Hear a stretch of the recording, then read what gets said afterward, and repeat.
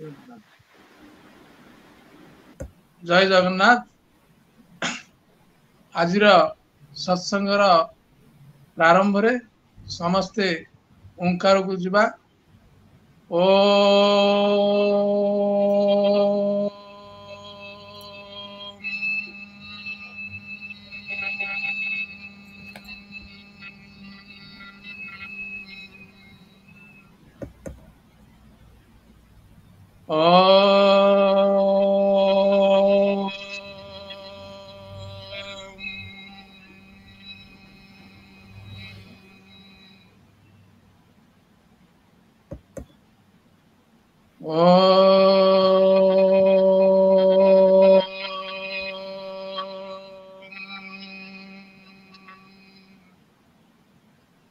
ओंकार ध्वनि शेष है।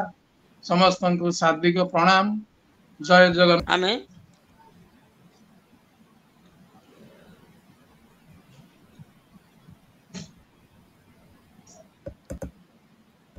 जय श्री जगन्नाथ भाई। खूब सुंदर स्वल्प तथा सरल व्याख्या एवं पंडितों को स्वागत अनुष्ठान तरफ पुणी समस्त को स्वागत करी मु अनुरोध करी आम रत्नारायण भाई को भाई आपण आज चतुर्दश अध्याय को पारायण करेंगे। रत्नारायण भाई आपण को स्वागत।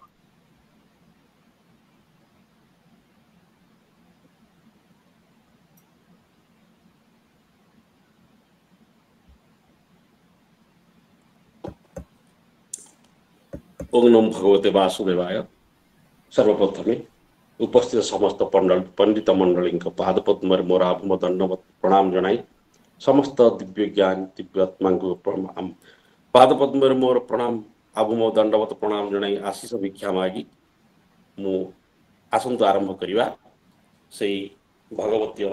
कार्यक्रम पारायण को जीवा। सर्वप्रथमे से प्रभुंकर चरण बंधन करी गुरुंकर चरण बंधन करी आमे समस्ते से चतुर्थ अध्याय चतुर्थ स्कंदर चतुर्थ अध्याय को हमें श्रवण मनन करिवा।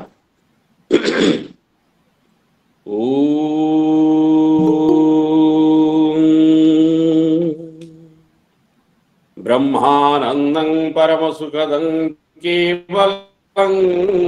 ज्ञानमूर्ति द्वंद्वातीतं गगन सदृशं तत्त्वमस्यादिलक्ष्यम् एकं नित्यं विमलमचलं सर्वादिसाखीभूतं भावातीतं त्रिगुणरहितं सद्गुरुतं नमामि सद्गुरुतं नमामि। ब्राह्मण रोषे वेणवथ चतुर्दशरे संवाद मैत्रेवाच भृगु अंगिरादि जेते मुनिये मिलिले समस्ते भाळन्ति अति मन दुखे प्रजार क्षणे अराजके बोलन्ति राज्ये नाही राजा दुष्टे लुटिवे जन प्रजा एमं तो विचारी समस्ते बेणर जननी अग्रते प्रजार क्षण धर्म कही सकल जने रुंड होई विचार करी अतिरेके बेणकु राजा अभिषेके निज भुवने कले राजा जेणे रखिब जन प्रजा दस्यु जे थिले दुष्टपणे लुटिबे बोली प्रजागणे बेणर राजपण कर्णे शुणी लुचिले घोर बने पशिले घोर गिरी मार्गे गरुड़ डरे जन्हे नागे बेण राज्य रे राजा होई राज संपदे गर्व बही स्वभावे दुष्ट दुराचार न करे धर्मर विचार आत्मा को सिद्ध ପ୍ରାୟ ମଣେ ଋଷିଙ୍କ ବଚନ ନ ଶୁଣେ ଲଭିଣ ଅଶେଷ ବିଭୂତି ମାତିଲା ଜହ୍ନେ ମତ ହସ୍ତି କାଞ୍ଚନ ରଥେ ବିଜେ କରି ବୁଲନ୍ତେ କମ୍ପେ ବସୁନ୍ଧରୀ ଆତ୍ମାକୁ ସିଦ୍ଧ ପ୍ରାୟ ମଣି ବୋଲଇ ଅସମ୍ଭବ ବାଣୀ ନିତ୍ୟ ସେ ବିପ୍ରଙ୍କୁ ଅଣାଇ ବୋଲଇ କୋପ ଭର ହୋଇ ଶୁଣ ହେ ବିପ୍ର ମୋର ବାଣୀ ମୁଁ ଏ ଜଗତେ ନୃପମଣି ମୋହର ବଚନ ତୁମ୍ଭର ସ୍ୱଭାବେ ପାଳିବା ଭାର देख मोहर बेनी भुज दश दिग पालंक तेज मुझे प्रत्यक्षे भगवान देख मोहर वर्ण चिन्ह शुण सकल प्रजाजने ब्राह्मण आदि चारि वर्णे मोराजे यज्ञ न करिव पितृदेवता न पूजिव दान न देव विप्रहस्ते तीर्थे न जीव पादगते संसारे धर्म कर्म जेते सकल समर्पिव मोते मोतहु बड़ नाही आन मुझे प्रत्यक्ष भगवान मोहर जन्म कर्म गुण सर्वेता करिब खाण मो नाम जपुथिव तुण्डे मोते भोते पूजिव यज्ञ कुंडे जे मोर बोल न करिव मो राज्य दंडे हे नथिव जीवन हारी ताहार सर्व संपद करी जुर एमंतपुर ग्राम देशे हस्तीर कंधे भेरी भोसे घोषण बाजे सर्वदेशे शुणी सकल जनत्रासे बेणर आज्ञा सिरे कले सकल धर्म उपेक्षिले जपन्ति तार नाम नित्ये भये खटन्ति पादगते एमंत राजा दुष्टपण देखि भाळन्ति ऋषिगण बोलन्ति एके आरे चाही एमंत शुणिला तो नाही भूमि रे जेते राजा थिले एमंत केबा प्रकाशिले यज्ञ न कले वृष्टि नाही वृष्टि न हेले अर्ण काहि ए पंच यज्ञ क्रिया लोपे अधर्मे तिनी पुर कंपे आम्भे न बुझी कर्म कलु बेण को राज पद देलु खळकु देलु राज्यवास आम्भे होइलु एबे नाश सुनी था गर्भु ए संभूत स्वभावे जम सुता सुत आम्भे एहार पासे जीवा जेबे बोले न करिब ए जेबे बोल न करिब अधर्म दोषे नाश जीव एते विचारी विप्रजने मिलिले बेण सनिध्याने कल्याण करी वेदनादे बुधिले ताकू साम बेदे बुधिले ताकू साम बादे ऋषयौचु ए नृप राथ शुण धीरे जहा कहिबु तो छामुरे जेणे होइब तोर लाभ जगते जस कीर्ति थिव मन वचन देह गते जे प्राणी थांती जनहिते एबेनी लोके से जानती न कले जीवन्ते मरंती प्रजा ए धर्म आचरिले नृप संपद बढ़े भले से धर्म जेबे नाश जाई नृप संपद आर काहीं प्रजा को निश्चिंत जे करे चौर्यादि सर्व भय हरे से राजाई हो परलोके आनंद मने रहे सुखे जे राजा राज्य पुर देशे विष्णु को पूजंती हरसे प्रजाए निज धर्मे थाई आश्रम धर्म आचरई राजार यज्ञे पूजा पाई विष्णु संतोषे दया बही राजा परजा सुखे रहे ए धर्मचारी वेद कहे विष्णुर पाद पद्म तले खटंती सर्व दिग पाले बलि देईण पाद तले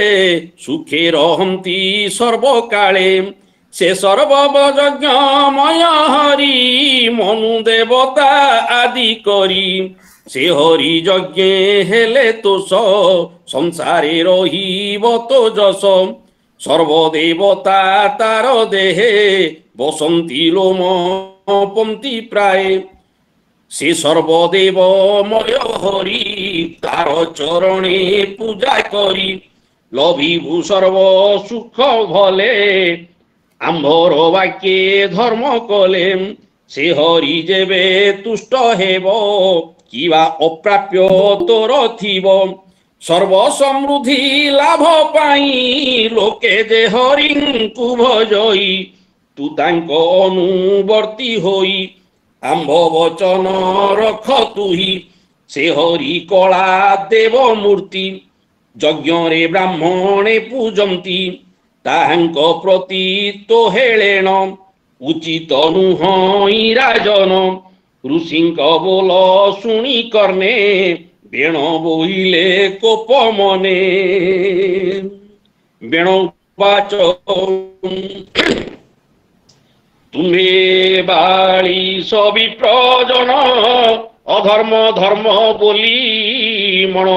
जे अन्नदाता तांकु छाड़ी जरा पुरुषे चित्त बढ़ी एणु ए मूढ़ प्राणी जेते वर्तन्ति शास्त्र अभिहिते विष्णु स्वरूप नरपति ताहांकु मनुष्य गढ़ंती ताहांको धर्म ज्ञान नहीं उभय लोके सुख काहीं उभय लोके सुख काहीं के यज्ञ पुरुष तुम्भर जार चरणे सेवा कर युवती कुल धर्म छाड़ी जारे जे सने सेवा करी देख ए नृपति शरीरे देवे वसंती अधिकारे देवे वसंती अधिकारे विष्णु विरंची महेश्वर इंद्र पवन दिवाकर जम पर्जन्य धनदाता सोमधरणी भस्म कर्ता वरुण आदि अन्य जेते सर्वे वसंती नृप गाते जेवर साप द्यंती लोके नृप शरीरे एके एके एणु ए नरपति देह प्रत्यक्ष सर्वदेवमय ए देह महिमान जानी अधर्म धर्म परिमाणी एणु तुम्भर कर्म जेते से धर्मे पूजा कर मोते मोहर अग्रे बलि कर ए धर्म स्वधर्म तुमर मुयज्ञ भाग आग पाई मोतहु अन्य देव नाही मोतहु अन्य देव नाही। मैत्रेयवाच एमंत विपरीत मती भजिला पाषाण्डक गति मुनिक अनुनय बाणी निश्चय न कला नृपमणि स्वभावे दुष्ट अनर्गल आत्मा को कला अमंगल एमंत मुनिक वचन अवज्ञा कला दिनु दिन आत्म पंडित मने करे मुनिक वचन न धरे मुनि दिने दिने आसी धर्म कहती पासे बसी केवे न कला वचन मुनि की कला अपमान তাহার অধর্ম বিশ্বাসে মুনিଙ୍କ মনে কোপ বসে ବୋଲନ୍ତି କୁଆରେ ଚାହିଁ ଏହା ଜୀବନେ କାର୍ଯ୍ୟ ନାହିଁ ଏହାର ଅଧର୍ମ ଆଚରେ ପ୍ରଜାଏ ନାସି ବେ ସଂସାରେ ଅସାଧୁ ବୃତ୍ତି ଏହା ଦେହି ନୃପ ଆସନେ ଯୋଗ୍ୟ ନୋହି যে রাজা লজ্জা দূর করি নিন্দই যজ্ঞ প্রতিহরি কেহা সহে দেহ বহি বেণকু রাজ পদে থই এমন্তে বেণ নাশ পাই মুনিয়ে মহাকোপ বহি হুঙ্কার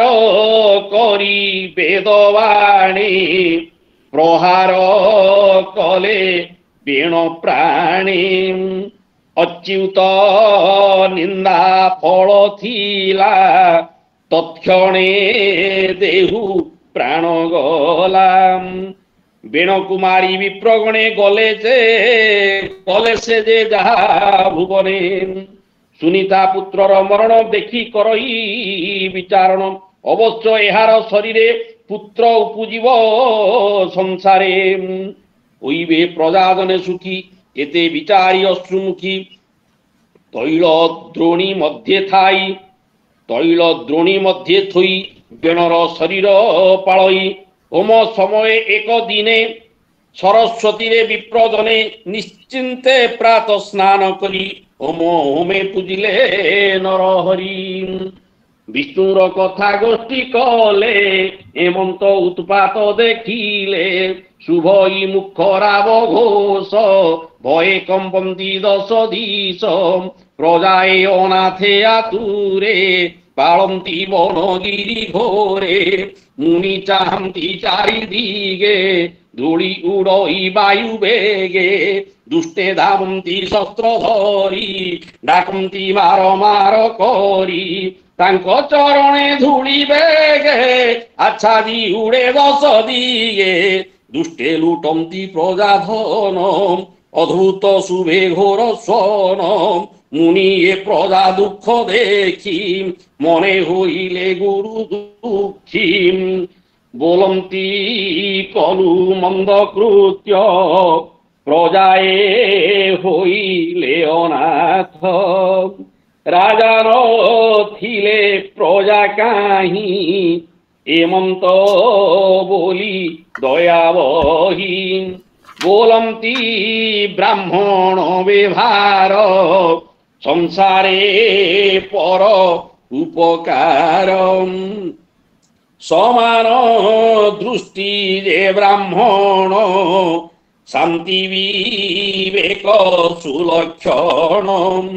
যেবে সে দুঃখীঙ্ক কুশলে হেলারে বিচারণ করে তা দেখু তপ পুচ্ছ যায় ভগ্ন ভণ্ডারে ক্ষীর প্রায় ভগ্ন ভাণ্ডরে ক্ষীর প্রায় কেবে নোহে সে নিরোধ হেমন্ত মণি শাস্ত্রবাদ বলন্তি অঙ্গ রাজা বংশে রাজা ধার্মিক বিষ্ণু বংশে জনমী গোবিন্দ আশ্রয়ে প্রজা পালনে স্নেহ বহে তার জীবন এ সংসারে বর্তই পর উপকারে এতে বিচারী বিপ্রবরে কুরু মন্থিলে কুশসরে বাহুক নামে নরংসে অদ্ভুতে হইলা পুরুষে কাকহু কৃষ্ণ অঙ্গ তার নাসিকা তনু ভয়ঙ্কর হস্তচরণ দেহ কৃশ তাম্রর প্রায় মুন্ড কেশ অরুণ বিরাজে লোচন ভুকুটি কুটিল বদন বিপ্রঙ্গ পাদে শির দেই बोलई कि करिबी मुहि तार स्वरूप देखी मने विचार कले मुनि जने देख अद्भुत एहा काए राजा आसने योग्य नोहे एहाकू आम्भे राजा कले संसार नासिब ए भले हेमंत विप्रे विचारिले निषाद बोली आज्ञा देले बोइले बने हुओ राजा गिरी कानने पाओ पूजा हे तात विप्रम कर बोले तेणु से निषाद होइले ता वंश निषाद होइले गिरी कानन आश्रा कले बेणर देहे पाप थिला निषाद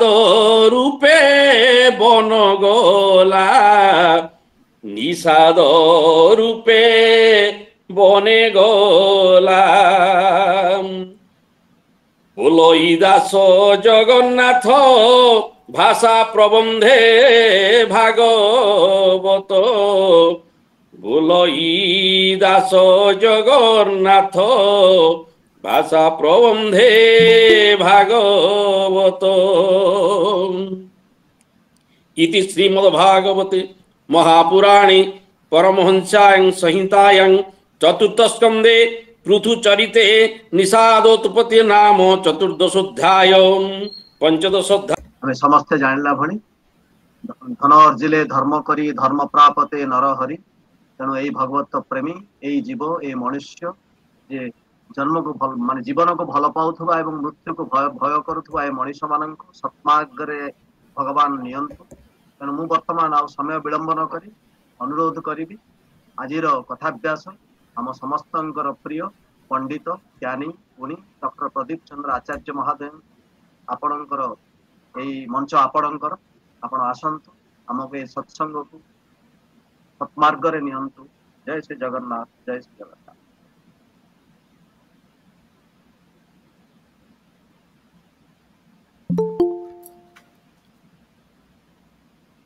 हरि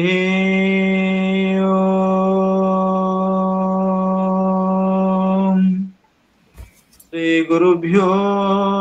नमः सांद्रानंदपुरम धरादिदिविशत् वृन्दैरमन्दादरात् आनम्रे मुकुटेन्द्र नीलमणिभिः संदर्शितन्दिवरं स्वच्छन्द मकरन्द सुन्दर गलन मंदाकिनी मेदुरम् श्री गोविंद पदारविन्दमशुभ स्कन्दाय वन्दामहे नीलाद्रौ शंख मध्ये सददल कमले रत्नसिंहासनस्थं सर्वालंकार जुतं नवघन रुचिरं संयुतं चाग्रजेन भद्रायाः वामभागे रथचरणयुतं ब्रह्मरुद्रेन्द्रवन्द्यं देवानं सारमेकं स्वजनपरिवृतं ब्रह्मदारुं स्मरामि सृष्टौजा सागर सर्गरूपा जगदवन विधौ पालिनी जाचरौद्री संहारे चापिजस्या जगदिदमखिलं क्रीडनं जा पराख्या पश्चन्दादि अनंत निर्मल निष्क्रिय शांत निरवध्य निरंजन भावातीत गुणातीत जगदीश्वर जगदाधार श्री जगन्नाथंकर अभय चरण अनंत प्रणाम रसरास रसिकेन्द्र मौली श्री कृष्णचंद्र भगवान आह्लादिनी शक्ति उद्भव स्थिति संहार कारिणी माँ जगदम्बा परम्बा से आधा महाराणी मदीय प्रातः स्मरणीय शील गुरुदेव जी साहित्य कविबंधु परिवार यही आभासी कार्यक्रम भगवत कथा श्रवण करिबा पाई उपस्थित थिबा समस्त शुद्धि सज्जन वृंद एवं यही कार्यक्रम को आग को नहीं भगवत कथा र प्रचार प्रसार करिबा पाई जो मानकर मुख्य भूमिका सही साहित्य कविबंधु परिवार समस्त कर्मकर्ता सभापति संपादिका एवं उपदेष्टा समस्त को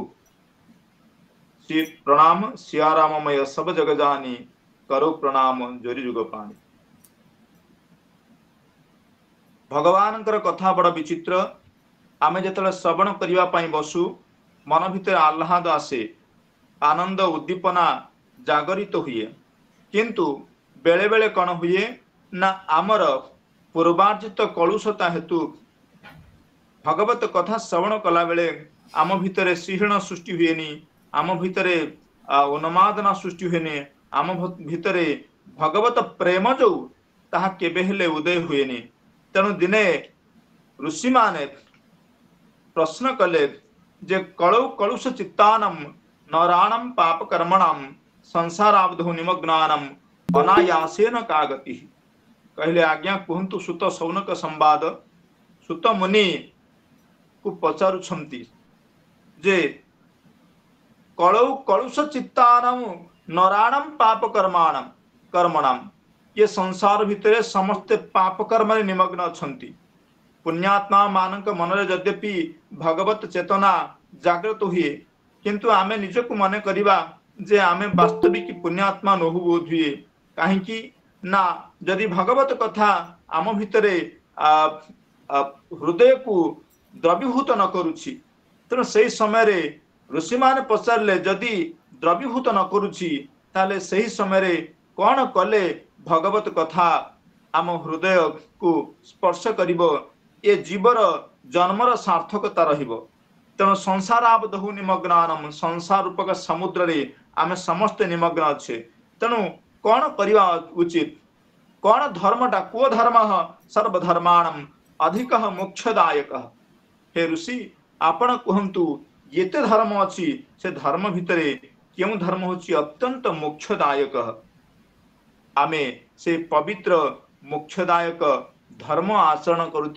करिबा पई जो प्रजुज्य दिवस बा प्रजुज्य मास, से मास होछि महाकार्तिक मास।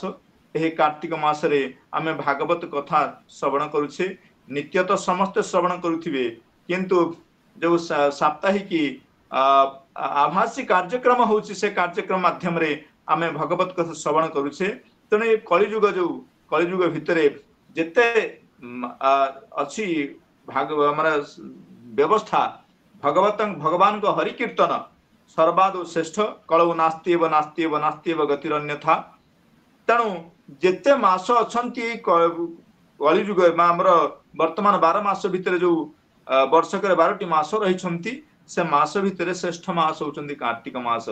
मासानम कार्तिक श्रेष्ठ। देवता मान भितरे देवानंग मधुसूदन। मास भितरे कार्तिक मास, देवता मान मध्य मधुसूदन। तीर्थम नारायणाक्षम ही तीर्थयम दुर्लभम कलौ। ये कलिजुग रे ये तीनोटी जिनिस होची दुर्लभ। कौन श्रेष्ठ होची कार्तिक मास होची अत्यंत दुर्लभ। ताकू आमे कार्तिक मास को पालन करबा उचित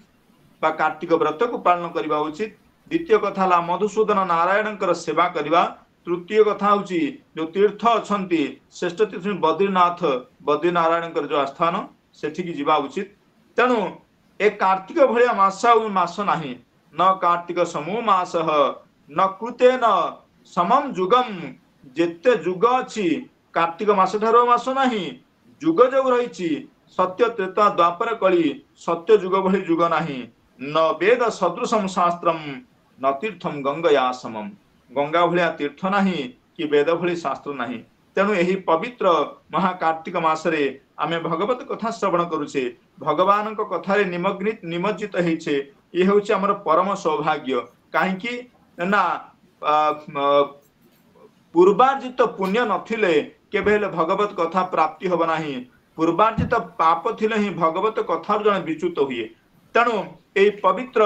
मासरे आमे भगवानकर जो परम पावन चरित्रात्मक जो भागवत ग्रंथ, ये भागवत ग्रंथ यदि आमे आजिर जो प्रसंग रही बेणंक चरित,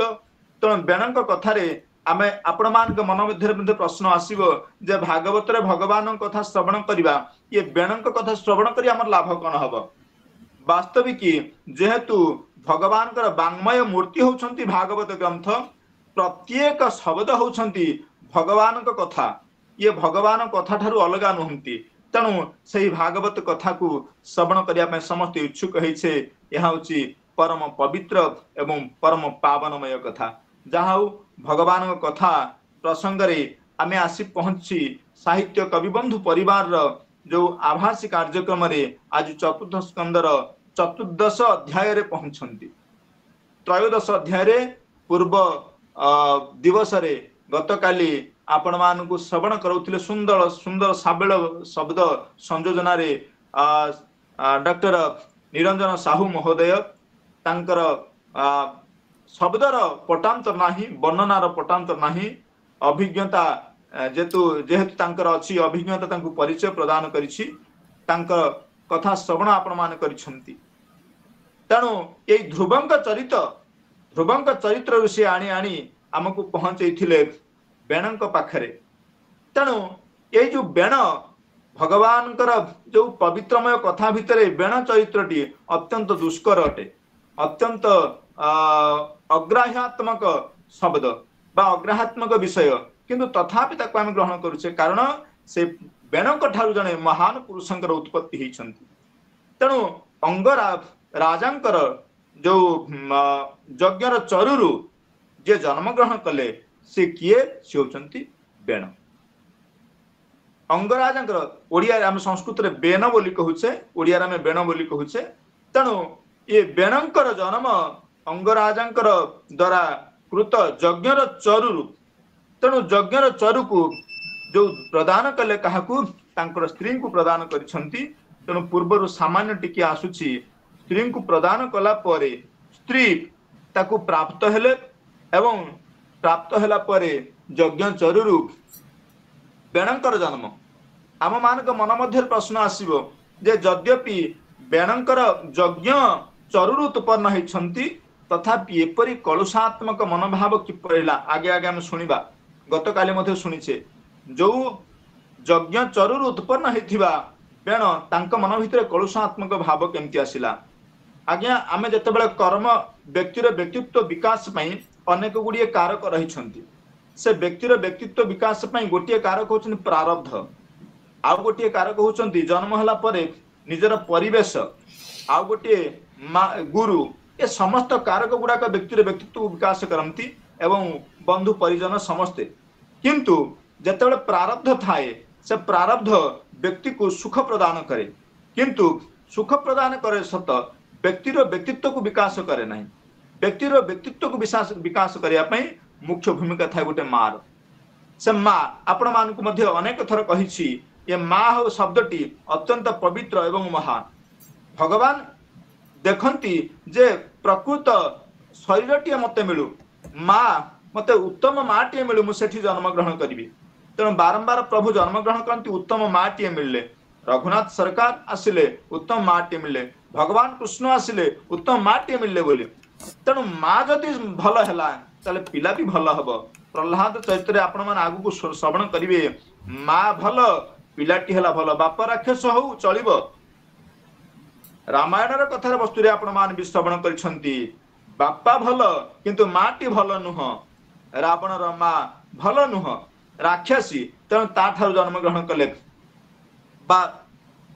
रावण किंतु गोटे कथा सेठी कुंभकर्णर विभीषण किपरि भल मनुष्यटीए हेले ए शंका भी आम मन मध्य आसीबो किंतु गोटे कथा हला जे व्यक्ति जदि कौन सी व्यक्ति उत्तम मार वाक्य द्वारा परिचालित हब ताले से महान हो जीवो किंतु व्यक्ति यदि मार कथा को न माने से पिता को कथार परिचालित हेले बोली विशेषतः आमर विभीषण उत्तम पुरुष हेले तेणु माँ हो बा बापा हो से कि जाए से नहीं किंतु उत्तम व्यक्ति जो व्यवहार चालचन से व्यक्ति को विकास अभिमुखी कराए तेणु आज अंगराजा ठारू जन्म होता बेण अत्यंत महाप्रतापी हेले परि जे जन्म हो तार बयस बढ़िला क्रमशः बढ़िला एवं दिन को दिन जिते बढ़िला से किपरि नेले ना मार अंश को लेकिन जन्म होइछि आमे कहिबा आमर जो शरीर रे ଯେତେ ଗୁଡିଏ ଅଛି ଯୋଉ धातु गुड़ाक अच्छी सप्त धातु तेणु से भितरु मार अंश हूँ अधिक जहाँ हो किंतु मार जो गुण अंश को लेकिन जन्म ग्रहण कर जाए। आउ गोटे कथा देखिए जिते माँ पेटर पिलाटे थाए आज्ञा आपण माँ माने अच्छी एटा अनुध्यान करने उचित। आमर जो परंपरा अच्छी संस्कार रही पुंसवन सीमंत नयन जात कर्म पुंसवन आदि जो कर्म रही जो संस्कार ये संस्कार गुड़िक रक्षा करने गोटे मार कर्तव्य उत्तम संतान टे पाई। द्वितीय कथा सदा बेले भगवत चर्चा चर्चा भगवत चर्चा बा ईश्वर संबंधी ग्रंथ अध्ययन करवा ईश्वर कथा आलोचना करवा जो माँ पेट थी पिलाटी कारण मार मानसिक चिंतन प्रभाव बेसी पिला उपरे पड़े किंतु आज देखिए बेणक उपरे मार जो प्रभाव पड़ी अत्यंत दुष्टामतिर प्रभाव दुश्चरिता मतिर प्रभाव तेणु से दुष्टामती जो माँ से माँ ठारू बेणकर जो कुशिक्षा आसिला से कुशिक्षा जोगु बेण आज ना निषाद बली सदा बेले अरण्य को गमन करवा एवं पशुमान को शिकार करवा एगुड़ाक समस्त घटिला। आपण देखिए संसार टीए करिसंती संसार भितरे घर टीए कले आमे किंतु घर टीए घरणी थिले घर को शोभा पाए। गृह किम कार्यम जदि नास्ति भार्जिया भार्जिया आसीगला आमे संसार कर रहिले किंतु तापर संतान टीए कथा चिंता करछे। गृह किम कार्यम जदि नास्ति भार्जिया भार्जिया किम कार्यम जदि नास्ति पुत्रः पुत्रः किम कार्यम जदि नास्ति विद्या विद्या किम कार्यम जदि नास्ति बुद्धि किंतु एठी देखिबा जे पुओटे उत्पन्न हला विद्या और बुद्धि रे जे संपन्न न हला ताहाले से पुत्र को प्रयोजन पुत्रर प्रयोजन नाही। तेणु बेण आज कुपुत्र होइचंती सुपुत्र कुलरक्षक अटे पुंगनाम नरकात त्रायते पुत्र पुत्र पुंगनाम नरका तस्मात् त्रायते इति पुत्र पुत नाम नरक जे उद्धार करे। तेणु पुत नामक नरकर उद्धार करने योग्य होइथिबा पुत दरकार किंतु बेण आज अयोग्य हो जाइछंती। अयोग्यर जमिति आपण भागवतर महात्मारे आत्मदेव कथा श्रवण करिथिबे। आत्मदेवंकर जो पुत्र दुईटी पुत्र गोटे हेले गोकर्ण द्वितीय हेले धुंधुकारी। ये धुंधुकारी और गोकर्ण मध्य आपण देखंतु गोकर्ण तपस्या करने को पड़ेले कि धुंधुकारी स्वभाव थिला अत्यंत निष्ठुर अत्यंत क्रूर अत्यंत दुश्चरित संपन्न थिला धुंधुकारी तार प्रभाव सही न पारी आत्मदेव निकट वैराग्य आसिला एवं आत्मदेव सान पुअर गोकर्णकर उपदेश क्रमे जमती वैराग्य व्रत को धारण कले। आज बेणकर जो स्वभाव आउ द्वितीय कथा स्त्री स्वभाव ये दुई जन स्वभाव मिसीगला परे मनीष संसार क्या नहीं करिवो। आज मुझे देखुली स्कंद पुराण रे कहले जेते सब जो कार्तिक मासर महात्मा विषय आलोचना प्रसंग देखुली कहले जेते अच्छी जे न कार्तिक समो मास आपण कहूली नकुतेन समम जुगम नवेद सदृशम शास्त्रम न तीर्थम गंगया समम ये सरला पर श्लोक रे कहिसंती न चान्न सदृशम दानम आपण मान जेते दान दउथिबे सबुठार श्रेष्ठ दान होछि अन्नदान। अन्नदान देदेला परे काहे कहूछि अन्नदानटा श्रेष्ठ दान एवं मंदिर रे जो प्रसाद को महाप्रसाद एथि जो कहूछि आपण को खाइबा को देला परे जदि संतुष्ट हो गले आकंठ भोजन करिसंती ता परे कहबा आउ किछि आपण सुस्वादु खाद्य दिया होछि आपण खांतु केबे खाइबेनी ग्रहण करिबेनी काहेना जंगलब ध्यान पर लाभ जहाँ को लाभ करिवाला परे प्राप्त हो गला परे आउ अधिक इच्छा हुएनी जे धनरत्न दवा पय हम चिंता करिबा किछि धन दिया हिची देला परे पुणी आउ थरे कुआ जीवो जे आउ अधिक धन दबु कि आपण जो आशा केबे हेले पूर्ण हबो नाही सेमिति बारंबार दे चलथिबे लोक ग्रहण कर चलथिबो किंतु अन्न भोजन देला परे थरे पाई गला परे संतुष्ट हो गला परे आउ से ग्रहण करेनी किंतु द्रव्य दान रे व्यक्ति केबे संतुष्ट होइनी। तेणु से जो कहले न चान सदृशम दानम आउ कोन सुख कोठी मिले न सुखं भार्जया समम। जदि आपण दुख रे आछंती घर को आसिला परे भार्जियार जो मधुर बाणी से सबु दुख को लाघव कर देबो सबु दुख मन भीतर दूरे जीव तार मधुर बाणी तार मधुर कथा तेणु माँ माने भी देखिथिबे जदि पुरुष सहित घर को आसला परे स्त्रीर कर्तव्य होउची ता स्वामी को मिष्ट वाक्य द्वारा आप्यायित कहित भोजन प्रदान करिवा। भोजन देदेला पर आपण जते जहा कहउछन कोंतो स्वामी नीरବରେ सुनिबे किंतु भोजन पूर्व जदि किछि कहि देले ताहाले भयंकर कांड घर निश्चित सृष्टि हिजिवो से जहा ए तो होछ संसार नियम। तो दुईटा कथा देखिबा अन्न दान ठारु दान नाही आ भार्या होची ठारु सुख आ किछि सुख नाही न सुखम भार्या समम सेठी ही सुख प्राप्ति ही थाए अर्थात मधुर वाक्य द्वारा आमर आनंद लाभ होई थाए। किंतु बेणंक कथा बेणंकर माँ जेहेतु दुष्टामतीर एवं बेण जेहेतु पुओटीए पाइछन सी मध्य दुष्ट प्रकृतिर तेणु अंगराज करिवे कोन तेणु बन को पळैछंती। बन भितरे बन को तपस्या करने को गले देवता मान राज्य र पात्र मंत्री अमात्य समस्ते खोजी कई पाई नाहंती बेण को मन भितर दुख आसिकी पहुंचती। एठी चतुर्दश अध्याय जो प्रसंग आम श्रवण करुचे जे ब्राह्मण माने बेण को बद्ध करिसंती। चतुर्दश अध्याय जो बेण को छाड़ी पड़े ब्राह्मण माने बेण को जो बद्ध कले से बद्ध कहीं ब्राह्मण माने कले ब्राह्मण मान करिवार कारण कौन थिला बेण बद्धर गोटे कथा देखिए एठी बेणंक चरित्र रे बेणंकर जो चरित्र श्रवण करिवा एठी गोटे कथा आपण आसे जो षडदर्शन अच्छी आस्तिक और नास्तिक दर्शन। नास्तिक दर्शन रे दुईटी दर्शन अच्छी तीनोटी दर्शन आमे कहू बा छटी दर्शन जो नास्तिक दर्शन से तो तीनोटी को आम ग्रहण करू। ये 4 2 6 बौद्ध दर्शन हूँ 4 भाग विभक्त होती आउ जैन दर्शन एवं आमर चार्वाक दर्शन। ये जैन और बौद्ध दर्शन अपेक्षा चार्वाक दर्शन अत्यंत नास्तिक दर्शन अत्यंत नास्तिक दर्शन। से केवल प्रत्यक्ष प्रमाण को भावे चिंतन करे जावत जीवे सुखम जीवेत नास्ति मृत्यु रोग चरह भस्मीभूत देह से पुनरागमनम कुतः। तेणु शरीर कथा चिंता कर आ भगवान कथा छाड़ी दिए। तेणु बेण आज से कथा चिंता करिसंती। ये हूँ नास्तिक चिंताधारा। तो नास्तिक चिंताधारार संपूर्ण बेण को ब्राह्मण मान बद्ध करिसंती। तार प्रसंग रे ब्राह्मण रोषे बेणबध चतुर्दश रे ए संवाद कथा आम श्रवण करवा। तेणु मैत्रेय आउ विदुर संवाद जो षड संवाद भितर ये गोटे संवाद मैत्रेय विदुर संवाद भागवत रे षड संवाद 6टी प्रश्न षड संवाद। तेणु ए षड संवाद रु मैत्रेय विदुर संवाद। तेणु विदुर पचारि देइछन्ति त्रयोदश अध्याय चतुर्दश अध्याय मैत्रेय कहउछन्ति कण भृगु अंगिरादि जेते मुनिये मिलिले समस्ते अति दुख मन दुखे प्रजा रक्षणे अराजके। एठी कौन है राजांक बिना राज्य निश्चित नष्ट हो। राजा जो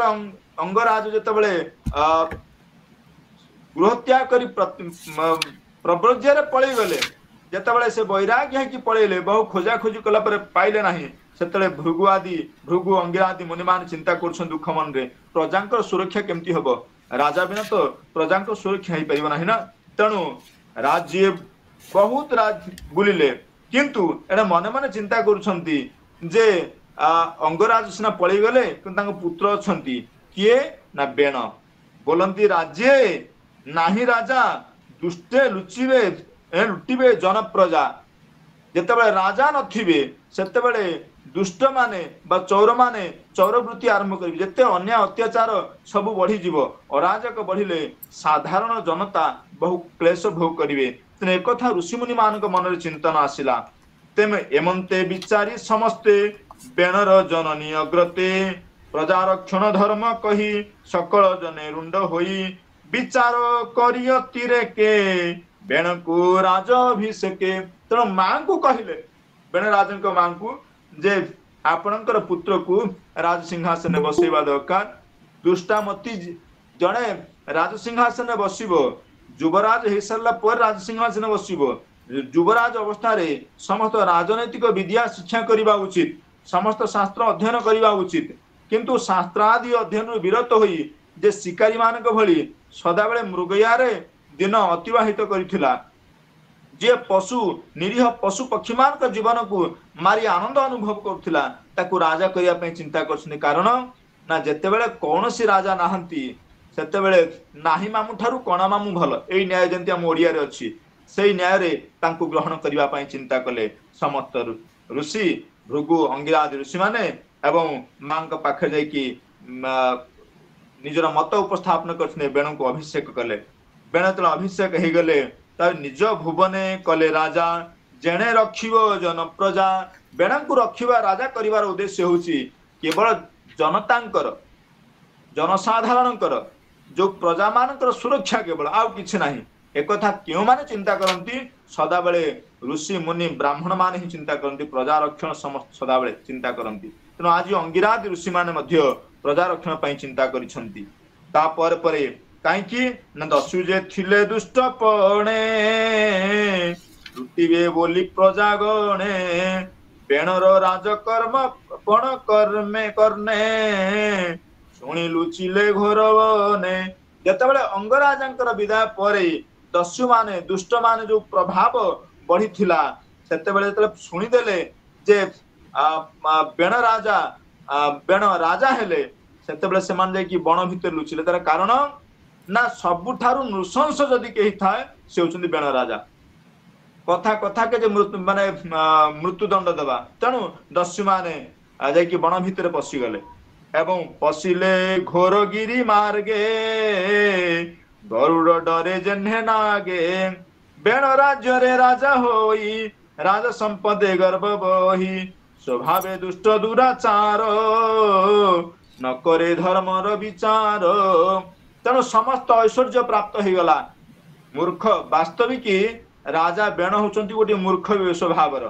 तेणु मूर्ख व्यक्ति बा साधारण व्यक्ति विचार विमर्श करिवार शक्ति नथिबा व्यक्ति सदाबले पशु निरीह पशु पक्षी मान को मारी निजर आनंद अनुभव करथिया व्यक्ति यदि राजपद को पाए अनेक संपत्तिर ऐश्वर्यर अधिकारी हुए ताले ता मन भितर निश्चित गर्व आसीबो। आगे आपण देखिबे जेतले गर्व मन भितर पळे आसीबो सेतेबेले से व्यक्ति निश्चित नष्ट हबो। अहमता जेतेबेले आपण करिवे देखिबे ज्ञान जेतले हे गेला परे व्यक्ति निकट अहंकार आसे। अहंकारटा कौन हम तो विषयाभिमुखी अहमता हो सेतेबेले सेठी अहंकार आसीबो।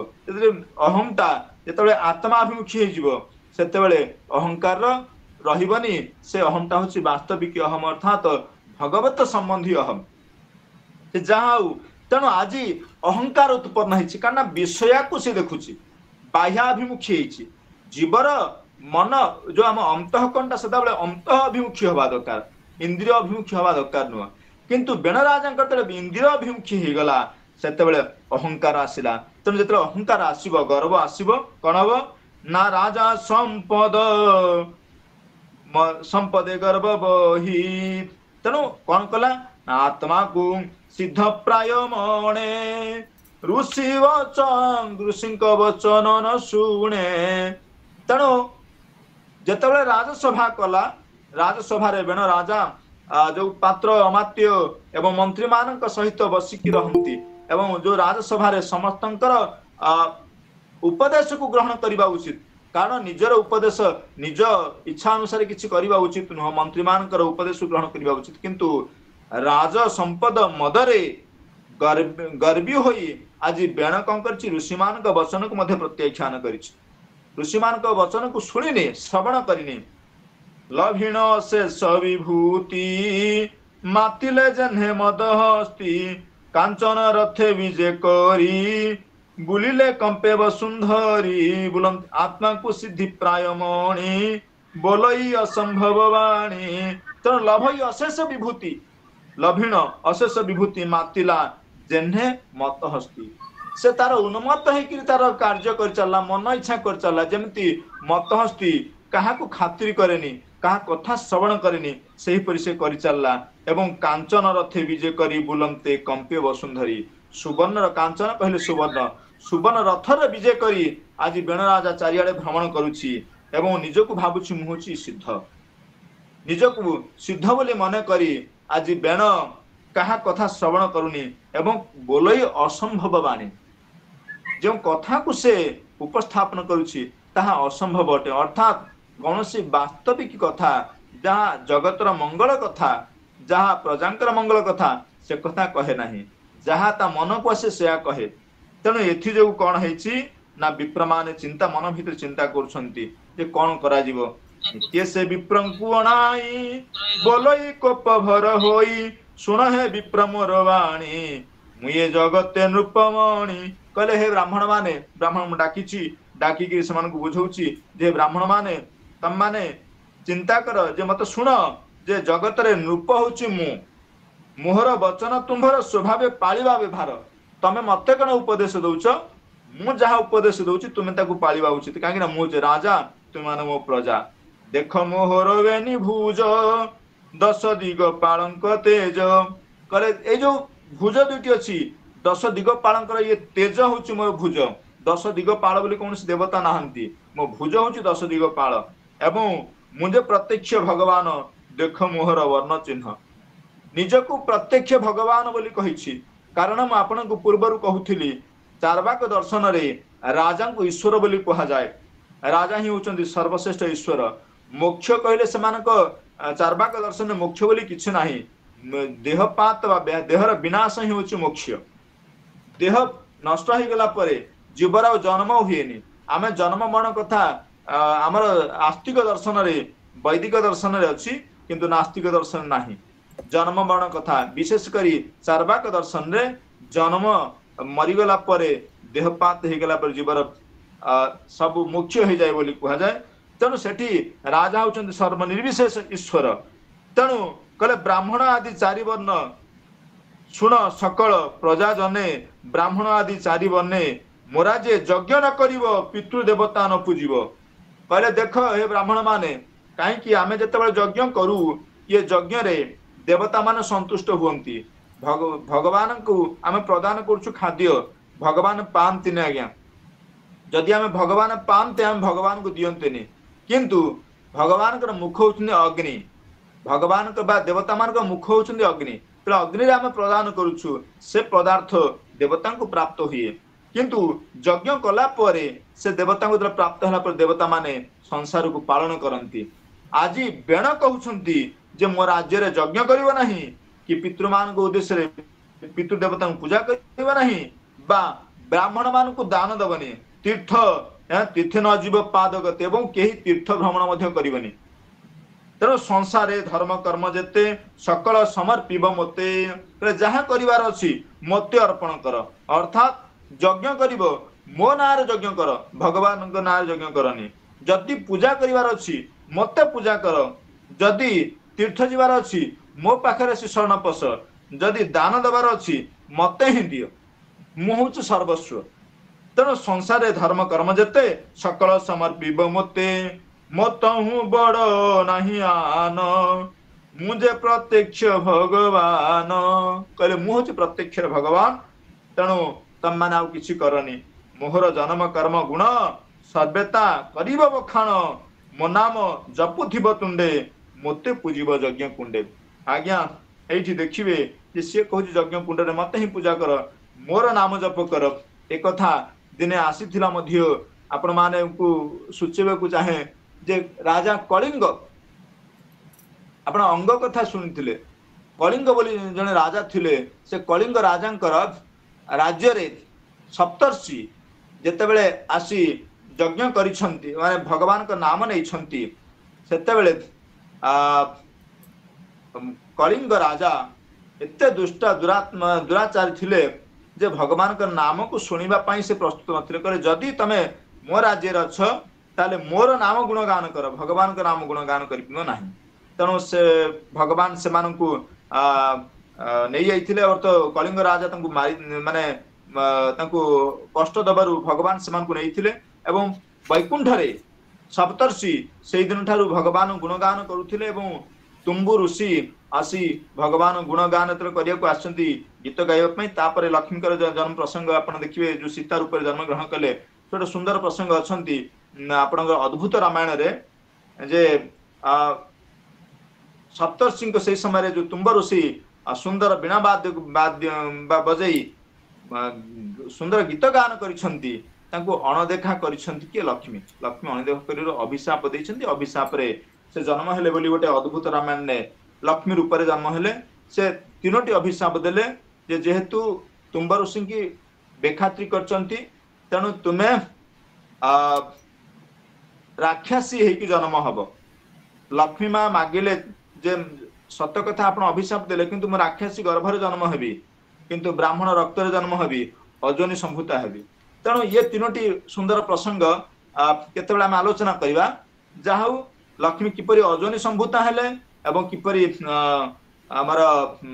ब्राह्मण रक्त जन्म हेले एवं राक्षसी गर्भरे जन्म हेले जाहु सुंदर कथा भी आपण अद्भुत रामायण ने सीता जन्म प्रसंग रे यहाँ वर्णना है तथापि सियाड़ जाऊनी तेणु आज कौन है भगवान जो विचित्र महिला भितर आज बेण राजा कौन करिसंती बेण राजा दुष्ट एते हो गले जे ब्राह्मण मान को से निंदा करी चलछंती तेणु तमे मोर बोल करिवो मो राज्य रे दंडे हे नथिबो जीवन हारिबी ताहार सर्व संपद करिजुर कहले जदि कौन सी ब्राह्मण मो बिना मोर आदेश को उल्लंघन करिवो ताले मु ताको निश्चित मारिबी एमंत पूरा ग्राम देशे हस्तिर कंधे भारी घोषे घोषण बाजे सर्वदेशे शुणी सकल जनत्रासे तेणु आज आमर डिंडिम बाड़ई चारियाडे घोषणा करदेले जे हे प्रजा माने यज्ञ करिवे नाही ब्राह्मण को दान देवे नाही कि कौनसी शुभ काम देवता पूजा करिवे नाही पितृंक पूजा अर्चना करिवे नाही पितृलोकंकर देवतांकर पूजा करिवे नाही जहा करिवा मत करिवो जदि केही मो नियम को उल्लंघन करी यदि से मो कथा को न माने ताहले ता कोन करिवे न ताकू मारिबी एवं तार संपद को हरण करिबी एक कथा जेतले सुनी देले समस्त प्रजा कोन करले ना दुख पाइले से पाखे तो अंगराजांकर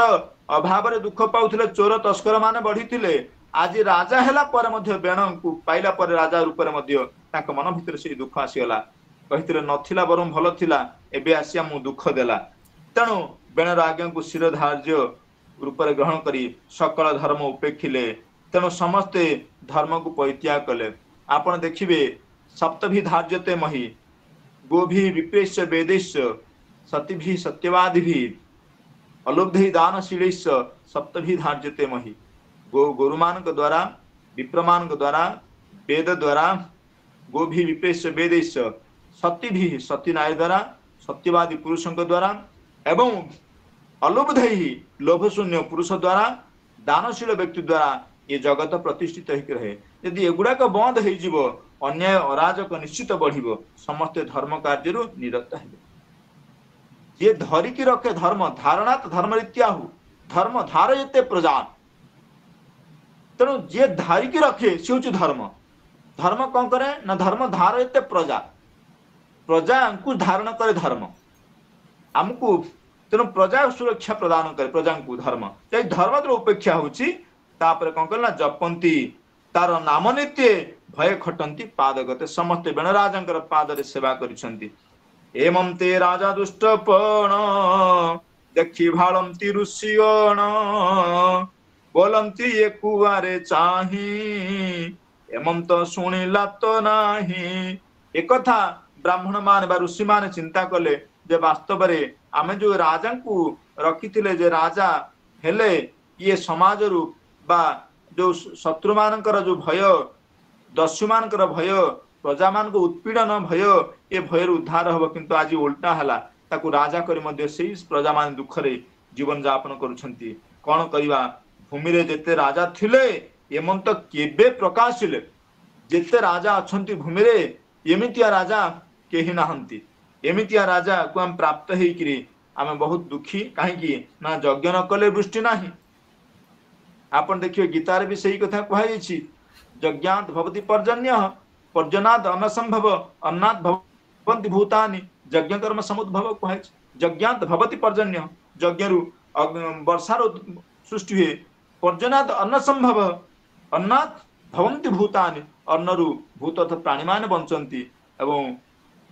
यज्ञ कर्म समुद्भव सबुड़ा यज्ञ रु ही उत्पन्न होछि तेणु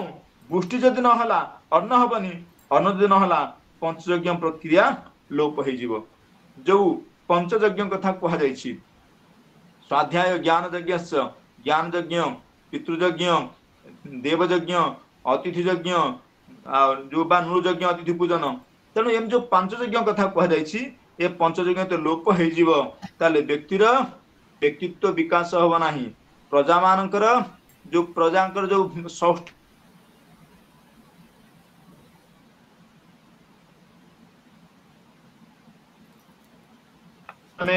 तिनी पुरकंपे ए घर संकट पड़िला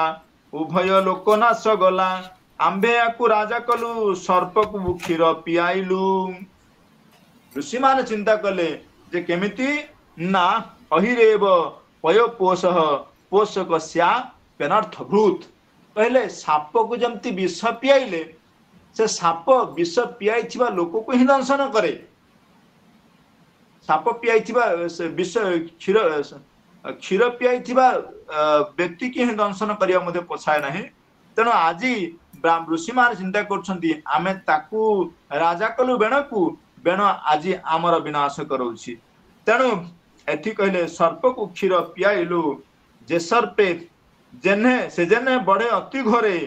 क्षीरदातार प्राण हरे जे क्षीरदान करिवो ताकू तार मध्य विनाश करिवो आपण मान देखिबे पाश्चात्य परंपरा रे जो आपणकर आफ्रिका आदि देश रे साप को पोषिबार गोटे उपाय अछि माने गोटे शौक साप को पोषंती बड़ बड़ साप को दिने साप सोईछि पालन कला परे साप सदाबले गेल करूथाए तार मालिक सहित गेल होउथाए दिने कोन हेछि ना साप सदाबले ता मुंड कुंदे आक्रमण करूथबो तो गोड़ को आक्रमण करूथबो छाडुथिबो ये पाळिथिबा लोकटी भाबे जे सापटी मते गेल करछि मो सहित खेलुछि किछि दिन पर्यंत साप खाइबा छाड़ देला डाक्टर पाखु को नै कि गले से साप पोषिथिबा व्यक्ति जनक कहले आज्ञा आपण देखंतु सापटी को से खाइबा कहीं छाड़ देछि देह बोध असुस्थ होइछि जानि पाले डाक्टर महासे कहले से खाइबा छाड़िनी खाइबा को छाड़िछि अर्थात आपण को खाइबो बोली से छाड़िछि कोन कोन एक्टिविटीज ना से मुंड को केतले कामुछि केतले हाथ को धरि गोड़ को कामुछि ए करछि ना से देखुछि ये मो पार्टी भितर पश्चिबो ना नाही तेणु साप को पोषिथिबा व्यक्ति को जेतेबेले साप खाइबा को पोछाय नाही सेमितिया साप को क्षीर देला मध्य से साप दंश निश्चित करिवो तेणु बेण को राज पद देलु आंभे न बुझी कर्म कलु बेण को राज पद देलु फल को देलु राज्यवास आंभे होइलु एबे नाश तेणु दान दबा उचित काहाकू ना उत्तम व्यक्ति को दान दबा उचित ये राज्य भार मध्य उत्तम व्यक्ति को दबा उचित आज आज देखंतु विभिन्न देश रे जो अराजकता घटुची विभिन्न देश रे जो प्रजा उत्पीड़न होउची से तार कारण होउची आमे उत्तम राजा को दे पारनु आज कहिबा पई मध्य बाध्य होउची जे आम भारत वर्ष होउची गोटे गणतांत्रिक राष्ट्र लोक माने नेता को बाछंती किंतु वास्तविक ये गणतंत्र राष्ट्र नुह जनता नेता को बाछेनी पार्टी नेता को बाछे जनता अंधा भले भोट दिए तेणु पार्टी जदि गोटे मूर्खटा को बाछि थब जनता को अंध भलिया भोट देबे तेणु सेमितिया मूर्खंक जोगु आज समाज मध्य विभिन्न प्रकार समस्या सृष्टि होउची यह केवल हम भारत रे नुह समग्र विश्व रे तेणु बेणंक चरित्र देखंतु सेमिति मध्य घटिछि वास्तविक तेणु कहले सुनिथा गर्भु ए संभूत स्वभावे जम सुता सुत कहले जो सुनीता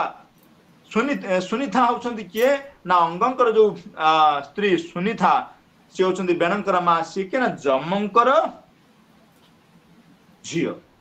तेणु जम जेहेतु काल स्वरूप सदा बेले तेणु तांकर झियो सेही स्वरूप हवा उचित बा सेही स्वरूप हेतिबो तेणु जमंक भली स्वभाव संपन्न जो सुनीता तांकठा जन्म होइछंती बेण से बेण केमती भलो हेबे आंभे हार पास जीवा अधर्म धर्म वचन बुझाइबा कहले ये सब ऋषि मान चिंता कले कहले नानी आम चिंता गोटे काम करिबा जेहेतु अन्य अत्याचार करुछि एवं निजर स्वभाव को परिवर्तन करूनी आम जाकि बुझेबा किछि दिन देखिबा कोन होछि यदि बुझेबारे काले परिवर्तन हो जाए तेणु ऋषि माने वेद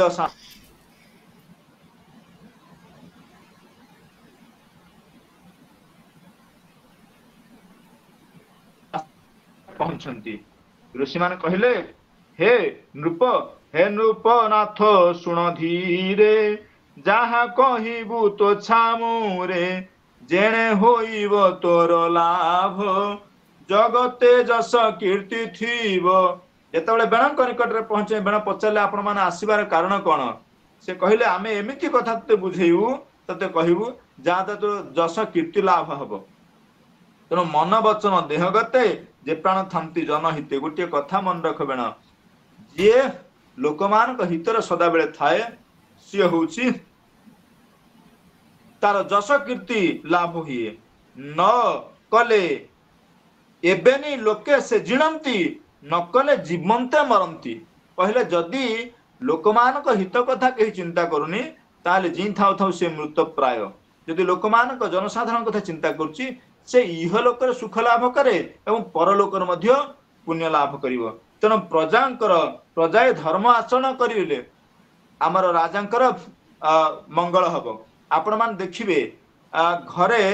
ଘରର ମାଲିକ ହଉଛନ୍ତି ଆଜ୍ଞା କିଏ ନା ଗୃହକର୍ତ୍ତା। ଅନ୍ୟ ସମସ୍ତେ ଗୃହକର୍ତ୍ତାଙ୍କର ଆମର ଯେମିତି ମଧ୍ୟବିତ୍ତ ପରିବାରରେ ଗୃହକର୍ତ୍ତାଙ୍କର ଅନ୍ୟରେ ସମସ୍ତେ ପ୍ରତିପାଳିତ ହୁଅନ୍ତି ଏବଂ ଯଦି କୌଣସି ବ୍ୟକ୍ତି ଭୁଲ କରେ ତାହେଲେ ସେ ଫଳକୁ ଭୋଗ କରିବେ କିଏ ନା ଗୃହକର୍ତ୍ତା ହିଁ ଭୋଗ କରନ୍ତି। ଆଜି ଋଷିମାନେ କହୁଛନ୍ତି ଯେ ଯେହେତୁ ହେ ବେଣ ତମେ ହଉଛ ରାଜା, ପ୍ରଜାମାନେ ଯଦି ଧର୍ମ ଆଚରଣ ନ କଲେ ତାହେଲେ ସେମାନଙ୍କ ଅଧର୍ମ ଆଚରଣ ହେତୁ ସେ ଫଳଟା ତୁମକୁ ପ୍ରାପ୍ତ ହବ। ତେଣୁ ପ୍ରଜାଙ୍କୁ ଧର୍ମ ଆଚରଣ କରିବାକୁ ଦିଅ। ତାହେଲେ କଣ ହବ ନା ନୃପତିର ଧନ ସମ୍ପଦ ବୃଦ୍ଧି ହବ,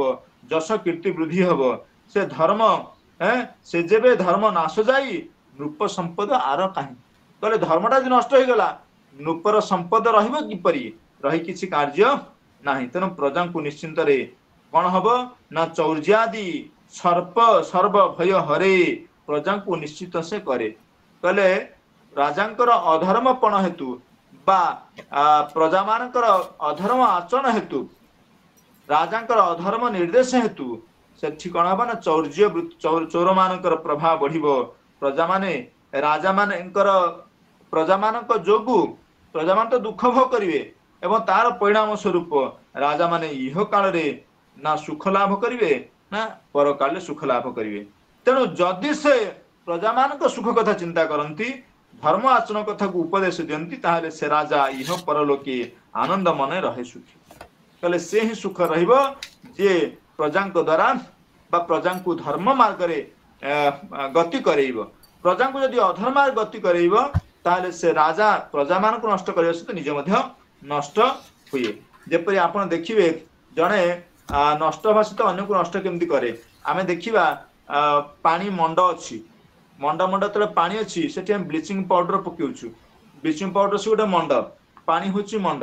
ତେଣୁ ମଣ୍ଡ ପାଣିରେ ବ୍ଲିଚିଂ ପାଉଡର ମଣ୍ଡକୁ ଯେତେବେଳେ ମିଶେଇ ଦେଇକି ଛାଡିଦବୁ ବା ଚୂନକୁ ମିଶେଇ ଦେଇକି ଛାଡିଦବୁ ସେ ମଣ୍ଡକୁ ଧରିକି ତଳକୁ ପଳାଏ। ଉଭୟ ନିଜେ ତଳକୁ ଯିବା ସହିତ ମାନେ ବ୍ଲିଚିଂ ପାଉଡର ବା ଆମର ଯୋଉ ଚୂନ ଯେମିତି ନିଜେ ତଳକୁ ଯିବା ସହିତ ମଣ୍ଡକୁ ମଧ୍ୟ ତଳକୁ ନେଇଯାଏ। ଅର୍ଥାତ୍ ସେମିତିଆ ଯଦି ଅନ୍ୟ ଅତ୍ୟାଚାରୀ ରାଜା ସେ ନିଜେ ନଷ୍ଟ ହେବା ସହିତ ଅନ୍ୟମାନଙ୍କୁ ମଧ୍ୟ ନଷ୍ଟାଭିମୁଖୀ କରେ। ତେଣୁକରି ସମସ୍ତେ ଋଷି ଆଜି ଅନୁନୟ ବିନତି ହେଇ ବେଣ ରାଜାଙ୍କୁ ବୁଝଉଛନ୍ତି। ଆଉ କଣ ଜାଣିଛ ବେଣ ନା ସେ ରାଜା ରାଜ୍ୟ ପୁର ଦେଶେ ବିଷ୍ଣୁଙ୍କୁ ପୂଜନ୍ତି ହର ସେ ପ୍ରଜାଏ ନିଜ ଧର୍ମେ ଥାଇ ଆଶ୍ରମ ଧର୍ମ ଆଚରଇ। କହିଲେ ଯୋଉ ରାଜ୍ୟରେ ରାଜା ନିଜ ପୁରରେ ନିଜ ଦେଶରେ ବିଷ୍ଣୁଙ୍କୁ ପୂଜା କରନ୍ତି ହର୍ଷରେ ଏବଂ ପ୍ରଜାଏ ଧର୍ମରେ ଥିବେ ଏବଂ ଆଶ୍ରମ ଧର୍ମ ପାଳନ କରାଯାଉଥିବ। ଆଶ୍ରମ ଧର୍ମ କହିଲେ ଯୋଉ ବ୍ରହ୍ମଚର୍ଯ୍ୟ ଗୃହସ୍ଥ ବାନପ୍ରସ୍ଥ ସନ୍ନ୍ୟାସୀ 4ଟି ଆଶ୍ରମ ବ୍ୟବସ୍ଥା ଅଛି ଏବଂ ଆଶ୍ରମ ବ୍ୟବସ୍ଥାକୁ ପ୍ରପର ମାନେ ସୁଚାରୁ ରୂପେ ପାଳନ କରାଯାଉଥିବ ତାହେଲେ କଣ ହବ ନା ରାଜାର ଯଜ୍ଞ ପୂଜା ପାଇ ବିଷ୍ଣୁ ସନ୍ତୋଷେ ଦୟା ବହି। ରାଜାର ଯଜ୍ଞ ପୂଜା ପାଇ ବିଷ୍ଣୁ ସନ୍ତୋଷ ଦୟା ବହି। କହିଲେ ରାଜା ଯେତେବେଳେ ଯଜ୍ଞ କରିବେ ସେ ଯଜ୍ଞରେ ବିଷ୍ଣୁ ପୂଜା ପାଇକି ନିଜେ ସନ୍ତୁଷ୍ଟ ହୁଅନ୍ତି। ସନ୍ତୁଷ୍ଟ ହେଇକି ରାଜାର ସୁଖ ଚିନ୍ତା କରିବା ସହିତ ପ୍ରଜାଙ୍କର ମଧ୍ୟ ସୁଖ ଚିନ୍ତା କରନ୍ତି। ଏ ଧର୍ମ 4 ବେଦ କହେ। ଏକଥା 4ଟି ବେଦରେ ପ୍ରକାଶ କରାଯାଇଛି। ସମସ୍ତ ଶାସ୍ତ୍ରରେ ମଧ୍ୟ ପ୍ରକାଶ କରାଯାଇଛି। ଏ ଧର୍ମ 4 ବେଦ କହେ। ଆଉ କଣ ହୁଏ ହେ ବେଣ ବିଷ୍ଣୁର ପାଦ ପଦ୍ମ ତଳେ ଖଟନ୍ତି ସର୍ବ ଦିଗ ପାଳେ विष्णु को पूजा कले लाभ कौन हम ना जेहेतु विष्णुंकर समस्ते दिगपाल माने पाद तले खटुछंती तेणु विष्णु जदि संतुष्ट हो गले ताले तांकर भृत्य माने अर्थात दिगपाल मध्य संतुष्ट हेबे बलि देइन पाद तले सुखे हरंती सर्व काले बलि देइन अर्थात पूजा उपहार देकी मध्य से माने पाद तले खटंती तेणु से सर्व यज्ञमय हरि मनु देवता आदि करी से हरि यज्ञ हेले तो संसारे रोहि रहिब तो जस कहले हे राजा तुमर जस केवल रहिब भगवान विष्णु को पूजा कला परे तेणु संसार तोर जस रहिब एवं सर्वदेवता तार देहे बसंती लोम पंक्ति प्राय लोम जमती पंक्ति जमती रही ब्रह्मांड माल माल होई तालोम गुप्पे विराज भगवानंकर प्रत्येक लोम कणिकारे ब्रह्मांड माल माल होकी रही आपण देखिए गर्ग संहितारे जो भगवान कृष्ण कथा वर्णना होती से सुंदर प्रसंगटी अच्छी भगवान गोलक वैकुंठ अच्छा किंतु जेतेबेले ब्रह्मांड रे अन्याय अत्याचार बढ़िला गो रूप धारण करी गाय रूप धारण करी माँ पृथ्वी जाई जेतेबेले ब्रह्मा निकट रे प्रार्थना करिछि आपण मत सृष्टि करथिले वर्तमान मु कष्ट पाउछि मत उद्धार करंतु सेठी ब्रह्मा चिंता कले या गर्ग संहितार विषय ब्रह्मा चिंता कले जे मु किछि करि परिबिनी ना कोन करा जिवो ना संहार कर्ता होचंदी शिव तांकु पचरा जाऊ से किछि उपाय देबे तेणु ब्रह्मा आउ गोमाता को धरी देकी शिवंक निकट रे पहुंचिला शिव कहले जे मु भी पारिबिनी काहे कि ना मु जनक नियंत्रण ने अछि ना से किए ना से होचंदी गोलक बिहारी वैकुंठ रे थिबा भगवान गोलक नारायण तांको पाखु गला परे से बाट बतेबे तेणु ये बाट कहब किए तेणु भगवान शंकर ब्रह्मा ये बसी चिंता करी नारायण को चिंता करछंती बाट मिली एवं गोटे सुंदर जान करी ब्रह्मा शिव पहुंचले कोठी गोलक वैकुंठ रे गोलक वैकुंठ रे प्रवेश करूछंती सेते बेले गोलक वैकुंठ रो द्वार देश रे सतचंद्रानना नामक जने द्वारी महिला से बेत धारण करी अपेक्षा करछि सतचंद्रानना अर्थ गोटे 100टा चंद्रर आनन अर्थ मुख परी उज्जवलमय तेज जोठी तेणु सेठी कह ब्रह्मांड को भेद करके गले तापरे गोलक वैकुंठ रे प्रवेश कले तेणु सेठी ए वैकुंठ ब्रह्मांड मध्य विष्णु जाइछंती आपण देखिए जेतेटी ब्रह्मांड अछंती सेतटा विष्णु यदि ब्रह्मांड माळमाळ हेले से परम विष्णु बा परम ब्रह्म परमात्मा तेणु ब्रह्मा परमात्मा को ठारू तीनोटी पुरुषंकर जन्म हुए ब्रह्मा विष्णु शिवंकर जन्म तो हुएनी से तीनोटी रूप नियंती सत्व रज तम गुण नहीं तेणु से गोटे अनेक रूप नियंती जिते रूप नहीं गला पर अनेक गोटे भेद आम करदे तेणु जितेबाला जाइछंती ब्रह्मा विष्णु शिव ये तीन जन विष्णु थिले पालनकर्ता विष्णु तांको निर्देश विष्णु ब्रह्मा शिव जो गोलक वैकुंठ को जाइछंती गोलक वैकुंठ रे प्रवेश कला बेलू गोलक वैकुंठ रे थिबा जो सतचंद्रानना से प्रश्न कला जे तुम माने किए कोठु आसीछ ना हम ब्रह्मांड रु आसीछु ना को ब्रह्मांड रु सेठी ब्रह्मा चुप ही गले कारण ब्रह्मा जानछन्ती मु गोटे ब्रह्मांड रे ब्रह्मा किंतु सेठी से चुप ही गले भगवान विष्णु चालाक टिके काहे कि ना भगवान को सत्व अंश से उत्पन्न सत्वंश रजंश होची ब्रह्मांकर तमंश होची शिवंकर से जहा हो तेणु सी कहले जे आमे से ब्रह्मांड रु आसीछु जो ब्रह्मांड रे भगवान बामन अवतार ग्रहण करी गोईठा मारिकी ब्रह्मांड को फटेइथिले एवं गंगा को अवतरण करिथिले सतचंद्रानना सेठी पठेले तेणु ये जो गोटे ब्रह्मांड नुह अनेक ब्रह्मांड से परमात्मा ठारे अछंती जेतल भगवान कृष्ण को देखुछंती जे राधा रानी को सहित जुगल मंदिरे कृष्ण गोलक वैकुंठ अछंती अनेक अवतार सेठु बाहरछंती अनेक अवतार पोछंती तेणु से विचित्रमय सृष्टि जहा तेणु भगवान को शरीर रे सेठी कृष्ण कहले ये गौड़प कृष्ण बा नंदप कृष्ण कथा कहनी से परमात्मा परम पुरुष कथा कहछि परम ब्रह्म कथा जाओ सेठु संपन्न उत्पन्न होइचंदी तेणु आज आनंद मनरे समस्त कोन सेही विष्णु परमात्मा परम पुरुष को पूजा कर एवं तांकु पूजा कला बेर तमे कोन हबो ନା ସମସ୍ତ ସୁଖ ଲାଭ କରିବ। କାରଣ ये जो देवता देखुच ये सबु जाक लोमपंथी प्राय सर्वदेवता तार देहे बसंती लोमपंथी प्राय लोमर जमती गोटे गोटे लोम जमती शरीर अच्छी सेमती देवता माने से विष्णुंकर बा परमात्मांकर पादरे बा शरीर अच्छी तेणु तार चरण पूजा कर लभिबु करी लभिबु सर्व सुख भले आंभर राज्य वाक्य धर्म कले कहले आमे जो कथा कहूचु आमे जो उपदेश दउचु तू से उपदेश मानिबु ताहाले कौन हब ना तोर समस्त शुभ हब मंगल हब हे बेण तमे सेई कथा कर। तापर परे ब्राह्मण माने पुणी उपदेश दउछंती से हरि जेबे तुष्ट हेब किबा प्राप्य तोर थीब सर्व समृद्धि लाभ पाई लोके जे हरिं को भजई तेणु तू तार तांक अनुवर्ती होई आंभ वचन रख तू ही। तेणु भगवान जो कथे रत्नाकर तव गृहम गृहिणी च पद्मा किंदेयमस्ति भवते पुरुषोत्तमाय आभीर गोकर्णा हुतमानसाय दत्तं मनः जदुपते कृपया गृहाण बोले आम जो कहूचे तेणु से भगवान को आम कौन चिंता करुचे जे से मनटा को ही दे परिबा। तेणु रत्नाकर तव गृहम अर्थ जी रत्नाकर जार घर यदि आम भगवान को मागिबा से निश्चित देवे से सबु किछि देवे भगवान निश्चित आमको सब सर्वस्व प्रदान करिवे किंतु आमे आमर पूजन करवा उचित भगवान ठारे समर्पण करवा उचित। किंतु आमे जतले वैषयिक सुख मागुछु से भगवान भी हमको दउचंती जतले सांसारिक सुख मागुछु भगवान दउचंती अर्थ मागुछु भगवान दउचंती काहे कि ना ये भगवान जो न दउ थांते ताले आमे प्राप्त होछि केमती काना मा पेटु आमे नै के आसी नथिले सब एठु प्राप्त होइसे एठु छाडी दे की जीवा। किंतु गोटे कथा हला शेषर आमे मागिबा उचित भगवान को हे प्रभु ये मागु मागु संसार समस्त सुख तार परिणाम दुखटा को जो भोग करू से दुख रु परित्राण पे आम चिंता करूँ बयसर अपराह्न अवस्था जमी आपण मान समस्ते बयसर अपराह्न अवस्था पहुंची आम चिंता कर दरकार ना न धनम न जनम न जौवनम ये किसी दरकार ना न धनम न जनम न जौवनम युवती बा किसी मु कामना करूनी तम चरण रे मोर रति रहु प्रभु एति कामना यही हूँ श्रेष्ठ कामना। तेना आज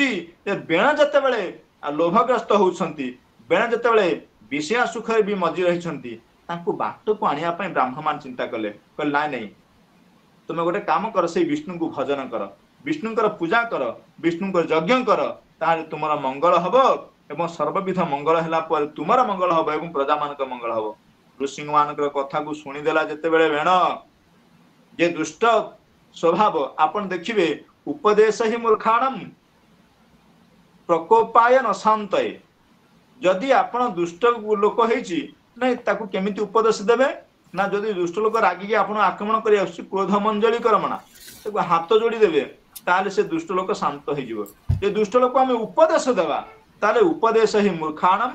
प्रकोपाय न शांतये ये मूर्ख बेण को जतले उपदेश दैचंती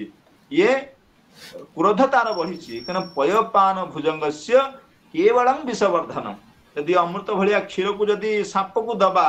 ताले तार कौन हम तार विष ही बढ़ सेमितिया यार क्रोध बढ़ी जिते बेले सेते सांगे सांगे रागी कही तुम्भे वाली स विप्रजन धर्म धर्म बोली मन जे अन्नदाता तांको छाड़ी जार पुरुषे चित्त बाढ़ी कहले अरे ब्राह्मण माने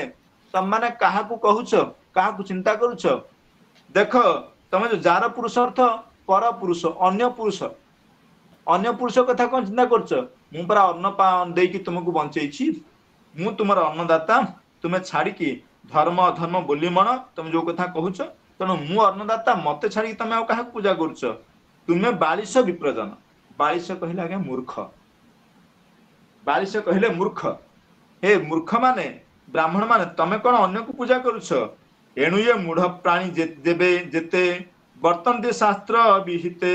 विष्णु स्वरूप नरपति ତାହାଙ୍କୁ ମନୁଷ୍ୟ ଗଣନ୍ତି କହିଲେ ତମେ ମାନେ ହଉଛ ମୂର୍ଖ। କାରଣ ପ୍ରକୃତରେ ରାଜା ବା ନୃପତି ହଉଛନ୍ତି ବିଷ୍ଣୁ ସ୍ୱରୂପ। ତମେ ବିଷ୍ଣୁଙ୍କ ସ୍ୱରୂପ ନୃପତିକୁ ଛାଡ଼ି ଯେହେତୁ ଅନ୍ୟ ପୁରୁଷ ଗୋଟେ ଅଲଗା ବିଷ୍ଣୁଙ୍କ କଥା ଚିନ୍ତା କରୁଛ, ତେଣୁ ତମେ ହଉଛ ପ୍ରକୃତରେ ମୂର୍ଖ। ତମେ ବର୍ତ୍ତନ୍ତେ ଶାସ୍ତ୍ର ଅବିହିତ। ଶାସ୍ତ୍ରରେ ଏକଥା ମଧ୍ୟ କୁହାଯାଇଛି ବିଷ୍ଣୁ ସ୍ୱରୂପ ନରପତି ବୋଲି ଶାସ୍ତ୍ର ମଧ୍ୟ କୁହାଯାଇଛି। ତେଣୁ ତମେ ତାହାଙ୍କୁ ମଣିଷ ବୋଲି ଚିନ୍ତା କରୁଛ, ଅର୍ଥାତ୍ ମୁଁ ହଉଛି ରାଜା, ମୁଁ ସ୍ୱୟଂ ସାକ୍ଷାତ ବିଷ୍ଣୁ ସ୍ୱରୂପ, ତମେ ମତେ ମଣିଷ ବୋଲି ଚିନ୍ତା କରି ମତେ ଉପଦେଶ ଦଉଛ। ତେଣୁ ତାହାଙ୍କ ଧର୍ମ ଜ୍ଞାନ ନାହିଁ, ଉଭୟ ଲୋକେ ସୁଖ କାହିଁ। ତମେ ଯୋଉ କହିଲ ଯେ ବିଷ୍ଣୁଙ୍କ ଧର୍ମ, ବିଷ୍ଣୁଙ୍କୁ ଉପାସନା କଲା ପରେ ଉଭୟ ଲୋକରେ ସୁଖ ଲାଭ ହବ, ତାପରେ ମୋରି ଭଳିଆ ବିଷ୍ଣୁଙ୍କୁ ଛାଡିକି ତମେ ଯା ଅନ୍ୟ ପୁରୁଷକୁ ଦେଖୁ ବିଷ୍ଣୁଙ୍କୁ ଚିନ୍ତା କରୁଛ। ତେଣୁ ମୁଁ ହଉଛି ସାକ୍ଷାତରେ ବିଷ୍ଣୁ, ତେଣୁ ତମର ଆଉ ସୁଖ କୋଉଠି? ଇହ ଲୋକରେ କି ପର ଲୋକରେ ସୁଖ ନାହିଁ। ତେଣୁ କେଯଜ୍ଞ ପୁରୁଷ ତୁମ୍ଭର, ଯାର ଚରଣେ ସେବା କର। ତାହେଲେ ତମେ କୋଉ ବିଷ୍ଣୁଙ୍କୁ ପୂଜା କରୁଛ? ତମେ ଯୋଉ ପୂଜା କରୁଛ ତାକୁ ଦେଖିଛ କି? ନା, କେବେ ଦେଖିନ। କାରଣ ଯୁବତୀ କୁଳ ଧର୍ମ ଛାଡି ଯାରେ ଦେଶନେ ସେବା କରି। କହିଲେ ତମେ କଣ କରୁଛ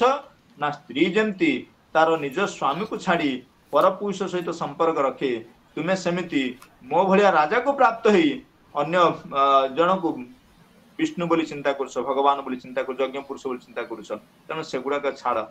ଦେଖ ଏ ନୃପତି ଶରୀରେ ଦେବେ ବସନ୍ତି ଅଧିକାରେ, ବିଷ୍ଣୁ ବିରଞ୍ଚି ମହେଶ୍ୱର ଇନ୍ଦ୍ର ପବନ ଦିବାକର। କହିଲେ ଇନ୍ଦ୍ର ପବନ ଦିବାକର ବିଷ୍ଣୁ ବ୍ରହ୍ମା ଶିବ ଇଏ ସମସ୍ତ ଇଏ ରାଜାଙ୍କ ଶରୀରରେ ବସନ୍ତି। ରାଜା ହଉଛନ୍ତି ନୃପତି ଶରୀରରେ ସମସ୍ତେ ରହନ୍ତି। ଏବଂ ଆଉ କଣ ନା ଯମ ପର୍ଜନ୍ୟ ଧନଦାତା। କହିଲେ ଯମ ପର୍ଜନ୍ୟ ଧନଦାତା କହିଲେ କୁବେର ମଧ୍ୟ, ଆଉ ସୋମ ଧରଣୀ ଭସ୍ମକର୍ତ୍ତା, ଏବଂ ଭସ୍ମକର୍ତ୍ତା ମଧ୍ୟ ଅର୍ଥାତ ମହେଶ୍ୱର ଶିବ ମଧ୍ୟ ବା ଯେ ବିନାଶ କର୍ତ୍ତା, ଇଏ ସବୁ ଗୁଡାକ ରାଜା। ବରୁଣ ଆଦି ଅନ୍ୟ ଯେତେ ସର୍ବେ ବସନ୍ତି ନୃପଗାତ୍ରେ। ନୃପର ଗାତ ଅର୍ଥ ଶରୀରରେ ଇଏ ସମସ୍ତେ ବସବାସ କରୁଛନ୍ତି ଦେବତା ମାନେ। ତମେ କାହିଁକି ଆଉ ଅନ୍ୟ ଆଡେ ଚିନ୍ତା କରୁଛ? କହିଲେ ଆଉ ଗୋଟେ କଥା, ବର ଦିଉଛନ୍ତି କିଏ, ଅଭିଶାପ କିଏ ଦେଇ ଦଉଛନ୍ତି, ଏଇଆ ଭାବୁଛ ତ? ତେଣୁ ବର ଅଭିଶାପ କି ଚିନ୍ତା କରନି। ଯେହେତୁ ରାଜାଙ୍କ ଠାରେ ସମସ୍ତେ ରହିଲେ, ବର ପାଇଲେ ରାଜାଙ୍କ ଠାରୁ ପାଇବ, ଅଭିଷେକ ପାଇଲେ ରାଜାଙ୍କ ଠାରୁ ବି ପାଇବ। ଯଦି ଭଲ କାମ କଲ ରାଜାଙ୍କର, ତାହେଲେ ରାଜାଙ୍କ ପାଇଁ, ତାହେଲେ ରାଜାଙ୍କ ଠାରୁ ବର ପାଇବ। ଯଦି ଖରାପ କାମ କଲ ରାଜାଙ୍କ ଠାରୁ ଅଭିଶାପ ପାଇବ। ତେଣୁ କୋଉ ଦେବାଦେବୀ କେହି ନାହାନ୍ତି। ତେଣୁ ଯେବର ସାପ ଯେମିତି ଲୋକେ ନୃପ ଶରୀରେ ଏକେ ଏକେ। କହିଲେ ଯୋଉ ଅଭିଶାପ ଦେବା କଥା ତୁ କହୁଛ, କିଏ ଅଭିଶାପ ଦେଇଦେବ, କାହାର ପୂଜା ନ କଲେ ଆମର ଅନିଷ୍ଟ ହବ, ଏ ସବୁ ପରା ମଣିଷ ନୃପତି ଶରୀର ତ ରାଜାଙ୍କ ଶରୀରରେ ଅଛନ୍ତି। ଏଣୁ ଏ ନରପତି ଦେହେ ପ୍ରତ୍ୟକ୍ଷ ସର୍ବଦେବମୟ। ରାଜାର ଶରୀରଟା ହଉଛି ସମସ୍ତ ଦେବତାଙ୍କ ସ୍ୱରୂପ। ତେଣୁ ତୁମେ ସମସ୍ତ ଦେବତାଙ୍କର ପୂଜା ଅର୍ଚ୍ଚନା ଛାଡି କେବଳ ରାଜାଙ୍କର ପୂଜା କର। ଦେଖନ୍ତୁ ବ୍ରାହ୍ମଣ ମାନଙ୍କୁ ଉପଦେଶ କିପରି ତାକୁ ବିପରୀତ ଦଉଛି। ତେଣୁ ଏ ଦେହ ମହିମା ନ ଜାଣି ଧର୍ମ ଧର୍ମ ପରିମାଣି, ଏଣୁ ତୁମ୍ଭର କର୍ମ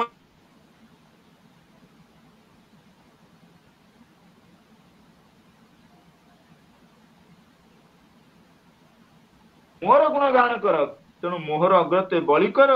ମତେ, ମୋର ଏ ଧର୍ମ ସର୍ବସ୍ୱ ତୁମ୍ଭର। ଯୋଉ ବଳି ଅର୍ଥାତ ଏଠି ବଳି କହିଲେ ଆମେ ଯୋଉ ଉପହାର ପଦାର୍ଥ, ଆପଣ ମାନେ ଦେଖିବେ ଯୋଉ ଯଜ୍ଞ ସମୟରେ ଦୁର୍ଗା ପୂଜାରେ ଯୋଉ ବଳି ଦିଆଯାଏ, ବଳି ଅର୍ଥାତ ଯେତେ ପ୍ରକାର ଉପହାର ଦ୍ରବ୍ୟ ଦିଆଯାଇ ପାରିବ। କାହିଁକି ନା ଉପଚାର ପ୍ରିୟା ଦେବୀ, ଦେବୀଙ୍କୁ ଯେତେ ଉପଚାର ଦ୍ରବ୍ୟ ବା ବିଭିନ୍ନ ପ୍ରକାର ବ୍ୟଞ୍ଜନ ଆଦି କରିକି ଦିଆଯାଏ ତାକୁ ହିଁ ବଳି କୁହାଯାଏ। ଏଠି ବଳି ଶବ୍ଦର ଅର୍ଥ ସେୟା ହିଁ କୁହାଯାଇଛି। ବଳି ଅର୍ଥ ତାଙ୍କୁ ଉଦ୍ଦେଶ୍ୟରେ ଅର୍ପଣ କରିବା ପଦାର୍ଥ, ସେ ଯାହା ହଉ। ତେଣୁ ତାଙ୍କୁ ହିଁ ଦବା ଉଚିତ। ତମେ ଯୋଉ କହୁଛ ଦେବତା ମାନଙ୍କୁ ଦବ, ଯାହା ଦବା କଥା ମତେ ହିଁ ଦିଅ, ମତେ ପ୍ରଦାନ କର, ମୁଁ ତୁମର ସମସ୍ତ ମନସ୍କାମନା ପୂର୍ଣ୍ଣ କରିବି। କାହିଁକିନା ମୁଁ ତୁମକୁ ଧନଦାତା, ମୁଁ ତୁମର ଅନ୍ନଦାତା, ମୁଁ ତୁମର ସର୍ବ କିଛି। ତେଣୁ ମୋହର ଅଗ୍ରେ ବଳି କର ଇଏ ସର୍ବ,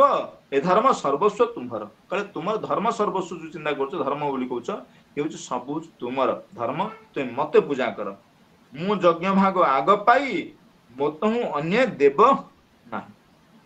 କହିଲେ ମୁଁ ହିଁ ପାଇବି। ଯଜ୍ଞର ଯୋଉ ଆହୁତି ପ୍ରଦାନ କରୁଛ ମତେ ହିଁ ପ୍ରଦାନ କର। ଆଜ୍ଞା ଆଜିକାଲି ଦେଖାଯାଉଛି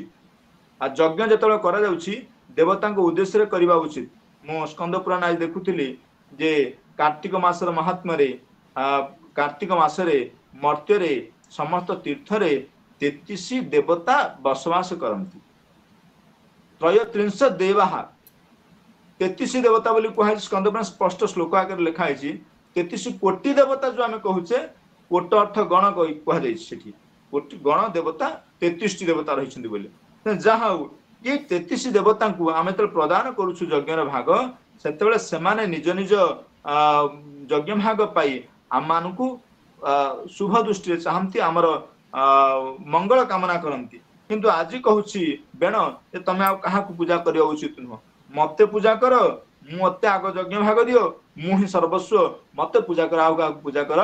ना एक कथा जिते शुणी देछंती ब्राह्मण माने मन भारी दुख आसीबो कारण सदा बेले ब्राह्मण माने बा ऋषि माने चिंता करछंती प्रजांकर किपरि सर्वविध कल्याण हबो जेतले प्रजांकर कल्याण हे परनी मन भितर दुख आसी मैत्रेय कहले हे विदुर एक बेण मूर्ख बेण को बुझिबार परिणाम हला या से माने कहउछंती विष्णु को पूजा कर से कहउछि मु विष्णु मते पूजा कर से कहउछंती जे ब्राह्मण को दान दियो ना मते दान दियो ब्राह्मण मो देहरे अछंती से कहउछंती देवता मान को उपासना न कले से माने क्रोध है कि अभिशाप देबे ना सब देवता मो भीतर अछंती मु जदी देबी वर देबी मु जदी अभिशाप देबी त मते पूजा कर एक कथा तले विदुर कहउछंती हे मैत्रेय हे विदुर एमिति कहिला परे ब्राह्मण मान मन भीतर दुख आसी ए विपरीत मति संपन्न व्यक्तिर बेबेणर चरित्र को शुणी मैत्र कहले एमंत विपरीत मति भजिला पाषांडंक गति मुनिक अनुनय वाणी निश्चय न कला नृपमणि कहले एते पाषांड अर्थ मूर्ख एते विपरीत मति उल्टा मति आज भी समाज रे मते समिति लोक को देखिबा को मिले आज्ञा आमे जते बेले भगवत कथा कहू समस्ते कहती भगवान कौन अच्छी आम तो देखिनु आज्ञा से माने कहती जे देखा कथा नुह आमर थे मु पिला कहूली मत प्रसंग पिला कहले कहले सार आप भगवान भगवान कहते भगवान कौन देखी मुझे ना देखनी ना देखी ना जी आप केमती कहते अच्छा बोली मुझे बापा यहाँ कौन देखु गोटे लंकाटे नहीं देखिली ना आज्ञा यहाँ लंका मोर लगे केमितिया ना रागटा केमितिया ना आज्ञा कही हेनी मुझे तो जीभर भांगिला पर तू जानबू अनुभव करहब तेणु ये हूँ लंकाटा जमी जीभर भांगिदेला राग जो अनुभव करहब बा मिठाटा केमितिया ना मिठाटा जमी लगुच कई कहीपर एक्सप्लेन करहबनी लंकाटा केमी जो कषाय अच्छी कषाटा केमी लगुच केवल अनुभव करहब कही हेनी कषाटा केमितिया लंकाटा रागटा केमितिया कि आमर मिठाटा केमितिया जमी कही हेनी अनुभव केवल करहब बोले भगवान सेमितिया भगवान केमिति कही हेनी किंतु अनुभव करहब तेणु बेण को मारी विप्रगणे गले से जे जहाँ भुवने मारी देके समस्ते पलई गला कौन सुनिथा पुत्रर मरण देखिक रही विचारण अवश्य एहार शरीर पुत्र पूजिब संसारे मने मने चिंता कला सुनिथा माँ सुनिथा चिंता कले जे ए पुओ मरीगला परे पुओ शरीर निश्चित गोटे संसार रे उत्तम पुत्र उत्पन्न हब होइबे प्रजा जने सुखी एते भी चारि अश्रुमुखी कले आठारु गोटे निश्चय संतान उत्पन्न हब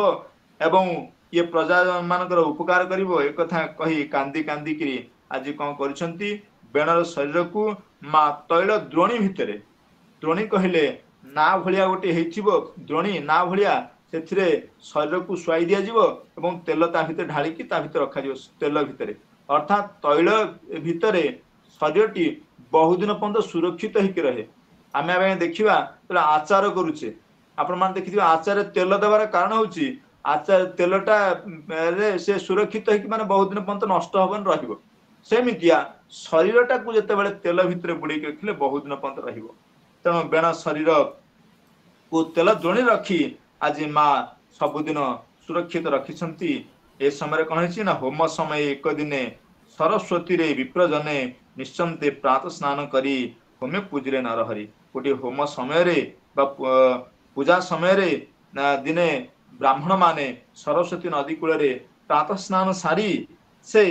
होम रे नरहरि को भगवान को पूजा करुछंती ये पूजा करने समय कौन है ना विष्णुर कथा गोष्ठी कले एमंत उत्पात देखिले शुभई मुखराब घोड़ घोष भय कंपंती दश दिश तेणु जिते आगरु थिले बेण राजा अंगराजा तांको समय जेमिति दस्यु मानकर प्रभाव पड़िथिला आज बेण राजा पर पर मध्य अराजक हो गला पर राज्य सेमिति दशा मध्य भोग करिया पड़ी प्रजा मानक तेणु किछि विप्र ब्राह्मण जेतेबेले होम करूछंती सरस्वती नदी कूल विष्णु को पूजा करूछंती पूजा करने समय से शुणुंट उत्पात शुभई मुखराब घोष भय कंपंती दश दिश प्रजाए अनाथी आतुरे पालती पलांती वन गिरी घोरे कहले प्रजा मैंने रही पारना जुआड़े सब पलाउंट भय भयभीत होकर कहीं ना मुनि चाहिए दश दिशे धूली उड़ई वायु बेगे मुनि चाहती चारिदिगे दुष्टे धामंती शस्त्र धरी डाकती मार मार करी जमिति प्रजा मान को उत्पीड़न आसीगला दुष्ट व्यक्ति माने सरल व्यक्ति मान को जेतबेले मारिबा को गोड़ौछन्ति मार मार कही आपण देखिबे न्यायपालिकार व्यवस्था कौन अच्छी ना दुष्ट लोक ठारू सज्जन लोक को सुरक्षा करवा किंतु आज ना आज्ञा न्यायपालिकार वास्तविक न्याय पाइबा भारी कष्टकर हो पड़ी आम मान कहीं ना देखिए हजार हजार केस पेंडिंग होगी रही तेणु से जहाँ हो तेणु जितेबाला राजा सेठी जदि उत्तम राजा रही उत्तम विचारपति रहा प्रजा मान विचार निश्चित उत्तम रूप से हम जदि राजा नथिबे बा राजा दुष्ट रहिबे ताहले प्रजा मान उत्पीड़न बढ़ अर्थात उत्तम प्रजा जो माने साधु सन्थ जो माने नम्र जो विनयी से मानकर कष्ट बढ़िबो तांकु दुष्ट माने कष्ट देबे एवं एठी भी से बेणक राज्य रे सेमती घटिछि ब्राह्मण मान चार दिगे से कथा देखुचंती तांको चरण धूली बेगे आच्छादी उड़े दश दिगे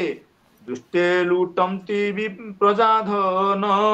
अद्भुत शुभे घोर सोन जेतेबेले धर्म कौन हवा उचित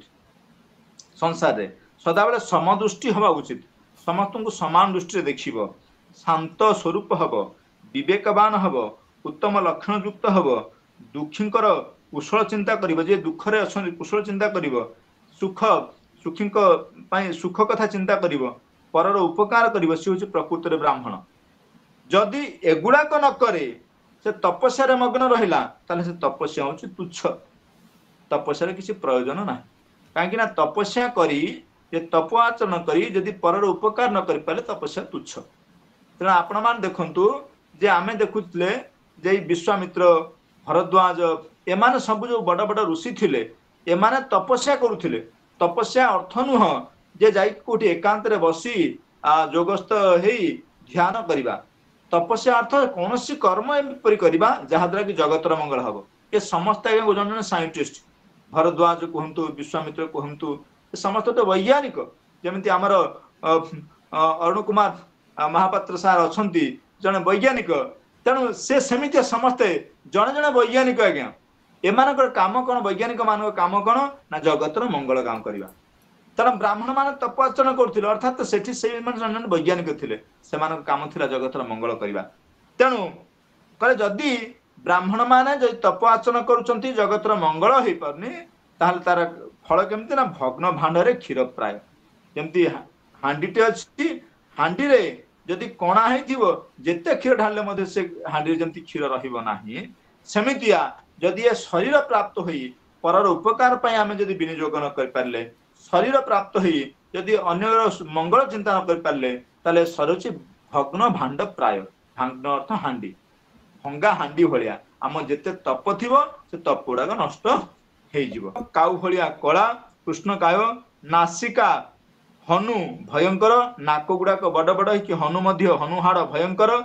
एवं हाथ छोट छोट हस्त चरण देह कृश तार छोट छोट हाथ छोट छोट गोड़ कृश अर्थ गेड़ा शरीर एवं चुट्टी गुड़ाक केमितिया ना ताम्र वर्ण खैरिया खैरिया एवं अरुण विराज लोचन आखि गुड़ाक लाल लाल भ्रुकुटी कुटिल बदन भ्रुकुटी अर्थात आखि पता गुड़ाक अत्यंत कुटिल असुंदर मुहटा असुंदरिया मुह विप्रंक पादे शिर दे बोलई कि करिबे मुहि से पुरुषटा तरा बाहरला से मुंडिया मारिकी कहूची जे हे विप्र माने आपण मान कहतु मु आपण कौन सेवा करि परिबी तार स्वरूप देखि मने विचार कले मुनि जने ब्राह्मण माने चिंता कले अरे आम चिंता करूँ विष्णु को अंश कहीं जड़े उत्तम पुरुष विष्णु को अंश धारण कर उत्पन्न हम जे कि प्रजांकर मंगल चिंता कर ये तो अद्भुत रूपटी ये कौन प्रजांकर मंगल चिंता कर तेणु राजा आसन ये योग्य नुह तेणु ये जदि बस राज सिंहासन में ताहले से कौन हम ना बेणक भाया ये मध्य प्रजा को नष्ट कर कारण बौद्धिकता बुद्धिमता एठारे नाही तेणु जेहेतु एमंते विप्रे विचारिले निषाद बोली आज्ञा देले निषाद बोली निषाद नाम आज्ञा प्रदान कर निषाद अर्थात शबर जो शबर जाति को हम निषाद बोली कहू तेणु ये निषाद बोली आज्ञा देले बा बसी जाओ निषाद अर्थ निषिद सॉरी क्षमा करिवे निषाद अर्थ शबर एटा निषिद अर्थात बसी जाओ तुम्हें बसी जाओ तुम्हें आउ किसी कर नाही आज्ञा कथा कहला पर ताको बसई देले काहे कि ना ये योग्य नुहे बोली तापर पुणी राजा माने ब्राह्मण माने जो बेण राजांकर जो शरीर को पुणी मंथन करिवे तापर पर कोन हिची ना ए माने को पठै देले कोडे ना बोइले बने हुआ राजा गिरी कानने पाउ पूजा कल तुम जो राजा हो पई चिंता करूछ तुम जे कि बण राजा हबो गिरी कानने पूजा पाइबो एवं शबर मान को राजा है कि तुम निषाद राजा है कि रुह से निषाद जाई कि राजा हेले तापरे गिरी कान आश्रय कले बेणर देहे पाप थिला निषाद रूपे बने गला बोलई जगन्नाथ दास भाषा प्रबंधे भागवत दास जगन्नाथ भाषा प्रबंधे भागवत तेणु वास्तविक ये निषाद राजा जो हेले से बेणंकर पुरुरु एवं पर परे पुणे से माने ब्राह्मण माने बेणंकर बाहु को मंथन करिवे से मंथन रु आउ गोटे अद्भुत स्वर उत्पन्न हेबे से होचंती पृथु जहां कथा आमे आगामी अध्याय श्रवण करिबा जहां हो आपण ए समस्त विषय रु गोटे कथा आसिला जे प्रजा जदि उत्तम हेबे तारे राजा जदि उत्तम हेबे प्रजा माने सुखी हेबे राजा जदि भ्रष्टाचारी हेले प्रजा मध्ये भ्रष्टाचारी हेबे तेणु राज प्रवर्तित धर्म राजा जो मार्ग को गमन करिवे जो मार्ग रे परिचालित हेबे प्रजा माने सही मार्ग रे परिचालित हेबे तेणु आज समाज रे प्रजा मानकर उत्पीड़न होबार कारण होची जो नेता मान को हम बाछुचे कि राजा मान को बाछुचे माने उत्तम मार्ग हंती वास्तविक देखिया गले उत्तम मार्ग केही नाहंती एवं सेमानकर जो चालीचरण हेतु आज प्रजा उत्पीड़न घटुची तेणु देखि महत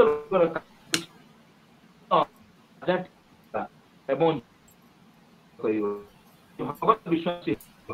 भगवान कथा चिंतन करथिबो ईश्वर परायण हेथिबो ताहाले ईश्वर ही ईश्वर परायण हेथिबो अगर कर परिबे काहेता थारे परोपकार भावटा रहिबो जेते जीव जीव जण जेते जीव ईश्वर विश्वासी हबो बा ईश्वर सेतबे निजर निजरे मु बोली जो सब अहंकार तो तार निकट रहिबेनी कारण ना मु भावटा रहिले आमे सदा बेले अन्य को तुच्छ बोली मन करू मु भावटा तो दूरे जीवो सेते बेले